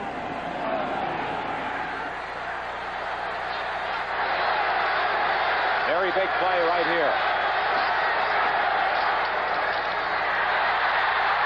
Dave Fennell caught Willie Burton, and then with some help, Burton is dropped at the 49. Value of Dave Fennell to that Edmonton defensive unit is never more evident than on that particular play. Oh, this is a great defense. They just swoon all the time. David Fennell just hits the gap on the inside.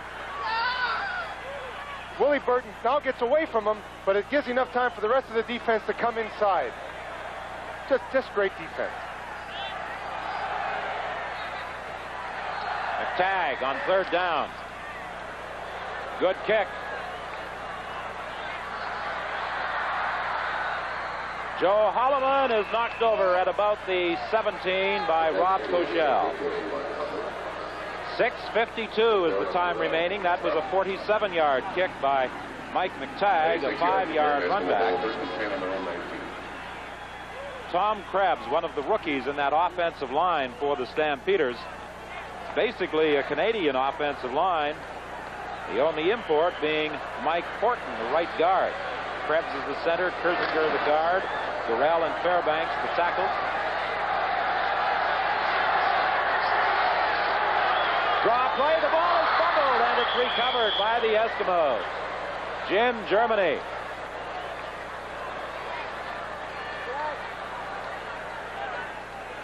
Well, when things are going right for you, Terry, you're rather fortunate because twice now the Eskimos have dropped that ball and been able to scoop it up. Well, it was a poor handoff. It looked like Warren Moon took too wide of a rollout, and it was a bad handoff. And luckily for them, Germany fell on the ball.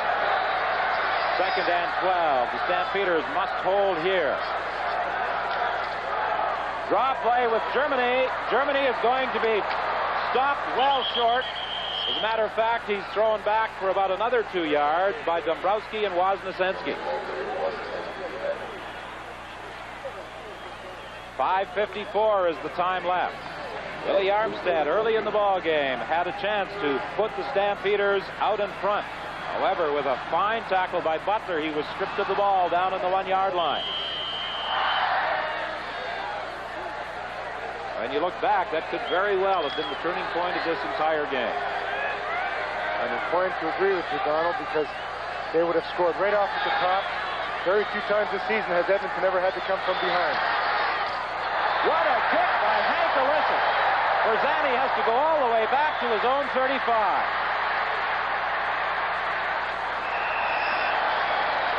Every time the Eskimos need a big play, they seem to get it. Fraietta with an interception, Olisic with a 59-yard kick. Well, they've got coming with the field goals. They got Hank Olisic, a 47-yard average during the regular season, and has repeatedly throughout the year come up with the big kicks for them, and that's why they're a championship team. They've got all areas, plus they're special. 60-yard punt, the people are right down there to make the tackle. 1st and 10 for the Stampeders. They are at their own 43. 5:17 is the time remaining. 18-7, the Eskimos lead. Johnson with good protection, having difficulty finding a receiver. He tried to dump it off to Sykes. It goes incomplete. Eskimos taking no chances. They had 6 deep backs covering.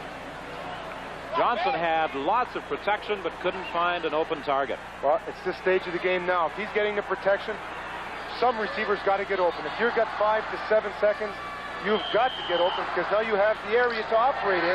If they're all running out of there, there's excellent area to come back to the football. 2nd and 10. Johnson to Forzani. Incomplete. I thought he had the ball, but it was popped loose by Butler.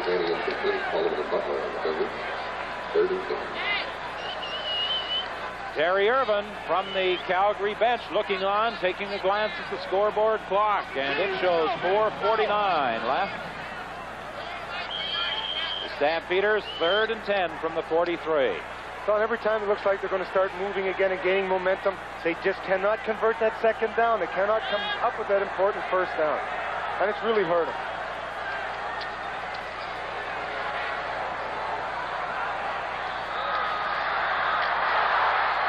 Joe Holloman on the punt return, stopped at the 35 by Larry Titley.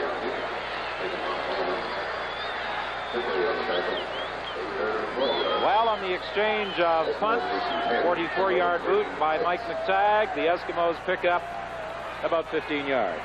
Well, the thing now that Edmonton has to do, they've got to come back to patient football. Take the little gain right now. Don't create a big turnover by that defense. You don't have to go up on top. Just control the football now. The time is in your favor, so use up the clock. 1st and 10 for the Eskimos. They are at their own 36. A reverse with Germany. He is stopped and dropped for a loss. The handoff to Germany. Palazetti. Ollie Bakken and John Palazetti made the tackle. Apart from one run by Santucci, the Eskimos have not had any success in moving the ball along the ground. None whatsoever. And that's full credit to that defensive front four of Calgary. And you're not going to fool them now with that search or draw play at this stage of the game. They're even coming with their linebackers, so they're going to close the gaps, and there's nothing in there. There's no room at all to run. 2nd and 13 for Edmonton. Moon is going to run the ball. He won't get a 1st down as he's taken out of bounds by Ollie Bakken. He got to the 35, 3:19 remaining in the game. Edmonton will again send in the punting unit.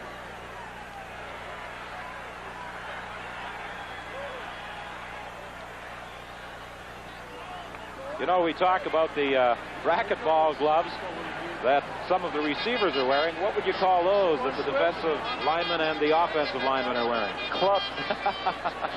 They don't look like gloves to me. They're clubs. I don't know why receivers want to stay to the outside.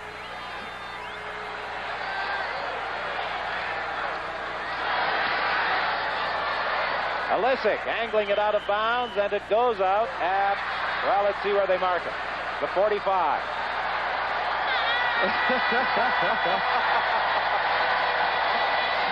And look who has the football. 3:02 is the time remaining. Let's pause for this message. Okay, we're going to check out the different jobs we do at Canadian Pacific. You got that? Okay. Railway, that's one. Airline, that's one. That's two. Trucking, that's one. Ships, that's one. Telecommunications, that's one. Hotels, that's one. Okay, railway, airline, trucking, ships, telecommunications, hotels. That's one job, transportation. Now, on to the others. Mining, that's two. Forest products, that's two. Real estate, that's two. Steel making, that's two. Petroleum, that's two. Okay. Mining, forest products, real estate, steel, petroleum. That's the second job. Resource development. At Canadian Pacific, we work at two basic jobs. Transportation and resources. Today's Canadian Pacific. Working for you in transportation and resources. Well, the fans of Commonwealth Stadium this season have been entertained by more than just the Eskimos. I think he laid an egg in that one, didn't he? You think it's easy down here, guys, eh? It's a zoo down there. However, for the 43,000-plus fans at Commonwealth Stadium, the verdicts have been somewhat more decisive than what the scoreboard reads at the moment. 18-7, the Eskimos leading. But this could very well be Calgary's last gasp right here.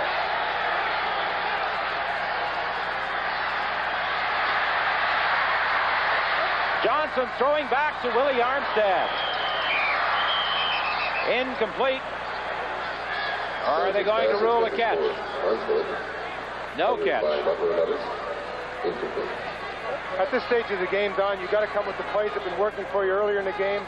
Willie Armstead ran a curl, came across the defense. Ken Johnson looked for it, came back. But here we get excellent defensive play by Greg Butler. When that ball's up in the air, it may look like sometimes it's a double team, but it's really not. Those defensive backs are now reacting to the football, and they've got everybody around that ball. 2:45 left on the clock. 2nd and 10 Calgary from their own 45. Picked off by the Eskimos. Dan Kepley. He throws it out to Cornell. And the Eskimos have the ball at the 52, and that could be the ball game right there. Do you think Carl Cornell's happy? He wants to go to Montreal, I think. To me, it's the first bad pass Ken Johnson has thrown all day. You look down the center, Dan Kepley was sitting right down the pike. Willie Armstead was covered like a blanket. That's the one area he should not have thrown. Pitches it out to big CC, and he sees Montreal all the way. Cornell, of course, traded by the Alouettes to the Eskimos when the Eskimos felt they had lost middle linebacker Dan Kepley with a broken jaw. And, of course, he would like the opportunity to go up against his former mates in the Grey Cup game. And at the moment, it looks very much as though he'll be doing just that next Sunday afternoon. Jim Germany rips off a gain of about 8 yards. Carl Cornell, an 8-year veteran, a linebacker with the Alouettes, traded to Edmonton. Many people feel that he and Dan Kepley were the top 2 middle linebackers in the country. And now the Eskimos have both of them. Oh, it gives that defense a whole new dimension. 3 men coming, they can shoot any one of those 4 linebackers. It gives extra fits to that offensive line, and it proves their worth tonight. Germany appears to have the first down as he drives to the 42. He is stopped by Bernie Morrison. You know, there has been considerable conjecture regarding the fate of this man, Tom Forzani. A lot of people seem to feel that he might wind up with an Eastern Conference team next season. Well, as a receiver, Tommy's had great production in Calgary. I just hope that that city can get together. It would be too bad if they lost another star. They've lost a number of people that way in the last few years. And if Tommy does come back east, he's going to find they play a different brand of football back there, that they don't throw the football as much, and maybe his production and worth would drop off. 2:02, the time left in the game. 1st and 10 for the Eskimos. The Eskimos leading by 11 points. And at this stage, I'm quite sure they'll remain on the ground. Angelo Santucci. What a courageous story. Santucci, a very doubtful starter, minutes before the ball game. He had difficulty even dressing for this game. The doctors examined him. He insisted that he was ready to play. He is running a fever. He has had problems with the flu. And he is out there playing and playing well. Ed McElhenney, 26 quarterback sacks all year. He just overpowers Eric Upton here. Super player for Calgary. Lauren Moon is caught by Reggie Lewis. It will be 3rd down, Calgary, or Edmonton. Don, Ed McElhenney reminds me of Don Leslie. Big, strong. You couldn't move him out on the inside. And he's going to be playing with that team for a long time to come.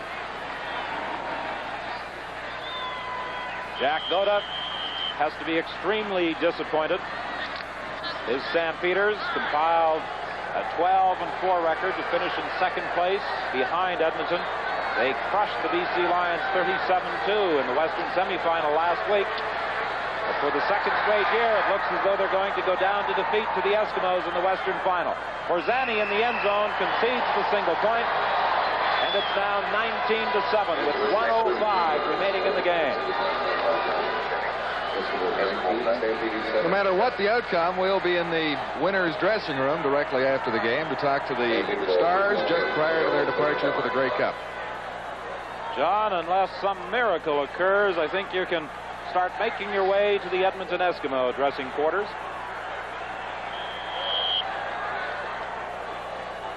We would certainly be remiss at this point of the ball game, Terry, if we did not thank our statistician, Sim Simoni, our spotter, Mo Simovich, and our isolated camera director, Ken Nielsen, as well as our director, Larry Brown, for the fine job they have done, not only this afternoon, but throughout the season. Johnson in trouble. Back at the 25-yard line, he is sacked with 1 minute exactly remaining in this Western Championship game. Credit Tom Towns and David Boone with that quarterback sack. Don, I'd like to add to that my rookie year up here, I've had a wonderful time with the people I've worked with, veterans, professionals, and I want to say thank you to all the crew that I've worked with. Well, the season isn't over. One more game coming up, Terry, next Sunday afternoon at the Big O Olympic Stadium for the 3rd successive year. The Edmonton Eskimos and the Montreal Alouettes.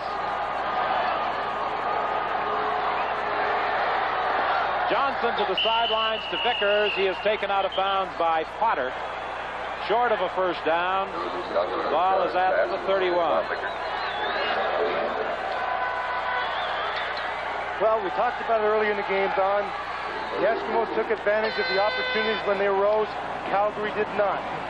Missed field goals, opportunities down to the 20-yard line, not converting them when they had good momentum going for them. They were controlling the ball game, coming out with 3 points.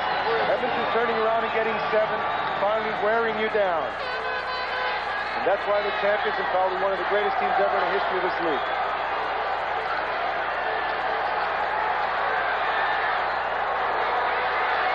And that will be the ball game. The pass intended for Armstead, knocked out of bounds, deflected by Greg Butler, and with 31 seconds remaining, the Eskimos will take over on downs, 1st and 10 at Calgary's 31. Yes, the Eskimos, a jubilant group. They have assured themselves of victory for the 2nd straight year over the Stampeders in the Western Championship next Sunday afternoon at Olympic Stadium. The 1979 Grey Cup, a rematch. The Alouettes and the Eskimos. Don Chevrier, Tom McKee, Russ Jackson, Terry Evanson, John Wells, and I will be there to bring you all the excitement, all the color of Grey Cup week on the CBC television network. Of course, on the change of possession, the clock does not start until the ball was snapped. So that play used up just 1 second. But now, as the referee, Don Barker, moves away from the ball and blows his whistle, the clock will begin to move, and the Eskimos will have no difficulties in running out the 30 seconds that remain. Warren Moon and his teammates glancing back. Jim Germany watching the clock, taking a look. Germany goes down on one knee with just 12 seconds remaining. John Wells is standing by at the Edmonton Eskimo dressing room, and as the Western champions prepare to move off the field, he'll be talking with them. So we invite you to stay tuned for our post-game show. And already I'm sure that Joe Scannella and his Montreal Alouette coaching staff are making preparations for next Sunday's date. And that will do it. That's the ball game as the Edmonton Eskimos defeat the Calgary Stampeders in this Western final. Hugh Campbell making his third straight Grey Cup appearance. He was bombed the last time they went to Olympic Stadium. That was in 1977 when the Alouettes won 41-6. However, last year, Campbell came back to lead his Eskimos to victory when the Grey Cup game was played at CNE Stadium in Toronto. So you could say this will be the rubber match involving the Eskimos and the Alouettes. The Eskimos and the Alouettes have been involved in quite a few Grey Cup games in recent years. They played in 1974 with Montreal winning 20-7. In 1975, Edmonton won it 9-8 in that terribly cold Grey Cup game in Calgary. Then in 1976, for a change of pace, it was Ottawa winning over Saskatchewan. But in 77, it was Montreal and Edmonton going at it again, with Montreal winning. And then last year, the Eskimos won. They will play again next Sunday afternoon at Olympic Stadium, Montreal and the Edmonton Eskimos. We'll return with our post-game show after we pause for this message.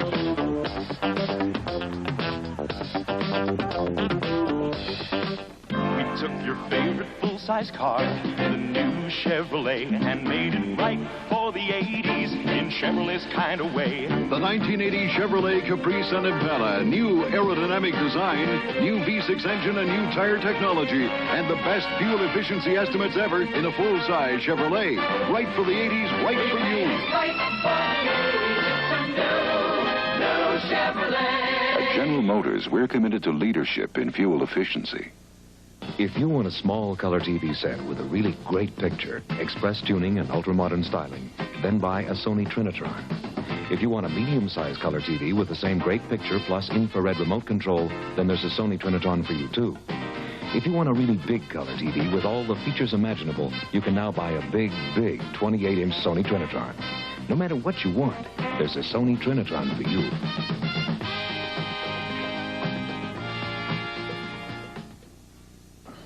It took the Royal Bank to bring a girl and her horse together. Today, Don Hood is competing thanks to Hilda Smith of the Royal Bank in Halifax, Nova Scotia. Hilda approved a loan for Don to buy the horse, and later a horse trailer and a truck. Success can't always be measured by material gains. To Don, it's a piece of colored ribbon. And that's fine by us, because however you define success, when you succeed, we succeed. Take a turn of the wind to the heights where you have never been. Let the feeling surround you. Take a while and share a smile when you're smiling. Keep on smiling. I'm in blue. Smiles along now, it's you and the blue. So next Sunday, for the third straight year in the Grey Cup game, it will be Edmonton and Montreal. Terry, in the regular season meeting right here at Commonwealth Stadium on the 8th of October, the Eskimos crushed Montreal 47-6. You think they'll do the same in the Grey Cup? Mike Wilson did a job on Junior Ayew. Junior Ayew destroyed Ray Honey, the Ottawa Rough Riders. It was Junior Ayew all the way. They're going to have to stop that particular defensive player. We're going to take a look right here. You see, he just strips the block, comes on to the outside, makes an excellent tackle. He's got great speed. Ray Honey never got help all day. Junior Ayew was hot. He kept coming consistently strong with the pass rush. Ray Honey never laid a glove on him, but yet they never kept it back in to slow block. He's not going to get that same thing against an Edmonton team. He's got a Mike Wilson, one of the outstanding linemen in the league. Here comes Junior again for another quarterback sack. That, of course, was in yesterday's Eastern Championship game, won by the Alouettes 17-6 over Ottawa. And, you know, I think there are going to be some people with something to prove in the rematch that takes place at Olympic Stadium. Carl Crennel, for one, and Tom Cousineau of the Alouettes playing the middle linebacking position. The reason that Crennel became expendable will also have something to prove. Well, the Montreal offense was lubricocious the whole afternoon, and so was Ottawa. Well, they're not going to be able to play that way against an Edmonton defense. Edmonton, we've seen today, can score at any time at the game. If you give them an opportunity, they're going to take advantage of it. Montreal are going to have to score some football points, believe me. Well, they certainly did the last time the Grey Cup game was played in Olympic Stadium. And as we look forward to the Grey Cup game, a key for the Eskimos will be how well some of the people who were injured this afternoon recover. I don't think there was too many people that were seriously injured. Tom Wilkinson, though, has to come back. He has to get out of that. Well, he got into a rut, Don. You saw that. Warren Moon came in, played a great game, but he really doesn't use all the people that Tom Wilkinson does. But give credit to that Calgary defense. Boy, they took most of their stuff away from him. One of the press people said to me at halftime, very facetiously, you know, when Warren Moon matures as a quarterback, he'll help this Eskimo club. That's what they've been saying ever since Moon first arrived. He certainly showed maturity and poise in directing the Eskimos to 2 touchdowns late in the first half. And some people have suggested that without Tom Wilkinson, this is a different Edmonton club. I've been one of the people who have made that suggestion, but Moon certainly did a job today. Well, I agree with that to a certain degree, because Warren always knows that he's got Tom Wilkinson behind him. And Wilkie will sit on that sideline. He'll say, okay, this will work now. It didn't work earlier. Warren Moon goes in. He's got terrific confidence in his arm. He reads downfield possibly better than Tom does. He's got a little better arm, and he doesn't mind striking up on top. Well, Wilkie will work it slow. He'll take his time. He'll be patient. He'll chisel away, and then all of a sudden he'll burn you. Well, Warren goes right on top right away. And that's the difference between the two of them. Well, the Eskimos certainly have some very talented receivers. Waddell Smith hurt in the ball game. He did not come back. However, I just feel that was a precautionary measure. He should be ready for the Grey Cup game. Well, looking at it defensively, Don, Terry Irvin, Ray Owens were shutting down the outside guys, and what did they do? They went to Tommy Scott and Stu Lang on the inside and John Konahowski, which we alluded to at the beginning of the game. If they were playing tough defense on the outside, you've got to go to your inside receivers who have got excellent speed against slower people. They were getting the pass protection, even though the defense was coming with a good pass rush. This is an excellent example of Konahowski catching the football. He slid to the inside, picked it up as Robert Sparks ran away. They were the only real passing plays that they worked consistently all day long. Well, we had promised you that we would be going to the Edmonton Eskimo dressing room. We are having some difficulties getting access and gaining entrance to the Eskimo dressing room. John Wells will be unable to talk with any of the Edmonton players, unfortunately. And we are running out of time as well, so right now I would like to take this opportunity on behalf of our entire Western football crew to say so long from Commonwealth Stadium and remind you to join us next week at Olympic Stadium for the Grey Cup game. Canadian Professional Football on CBC. Brought to you by Canadian Pacific, owned by Canadians, working for Canadians. General Motors and your Chevrolet and Oldsmobile dealers across Canada. Labatt Breweries of Canada Limited, brewers of Labatt's 50 Ale and Labatt's Blue.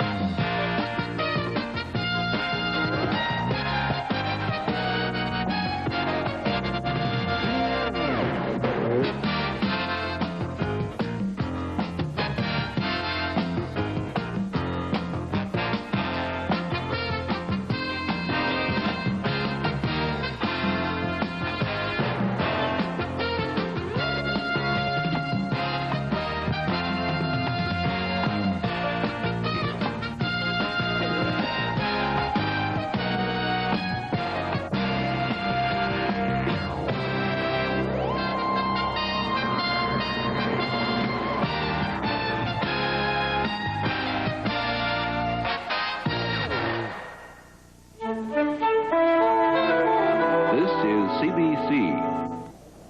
New Trident Mint.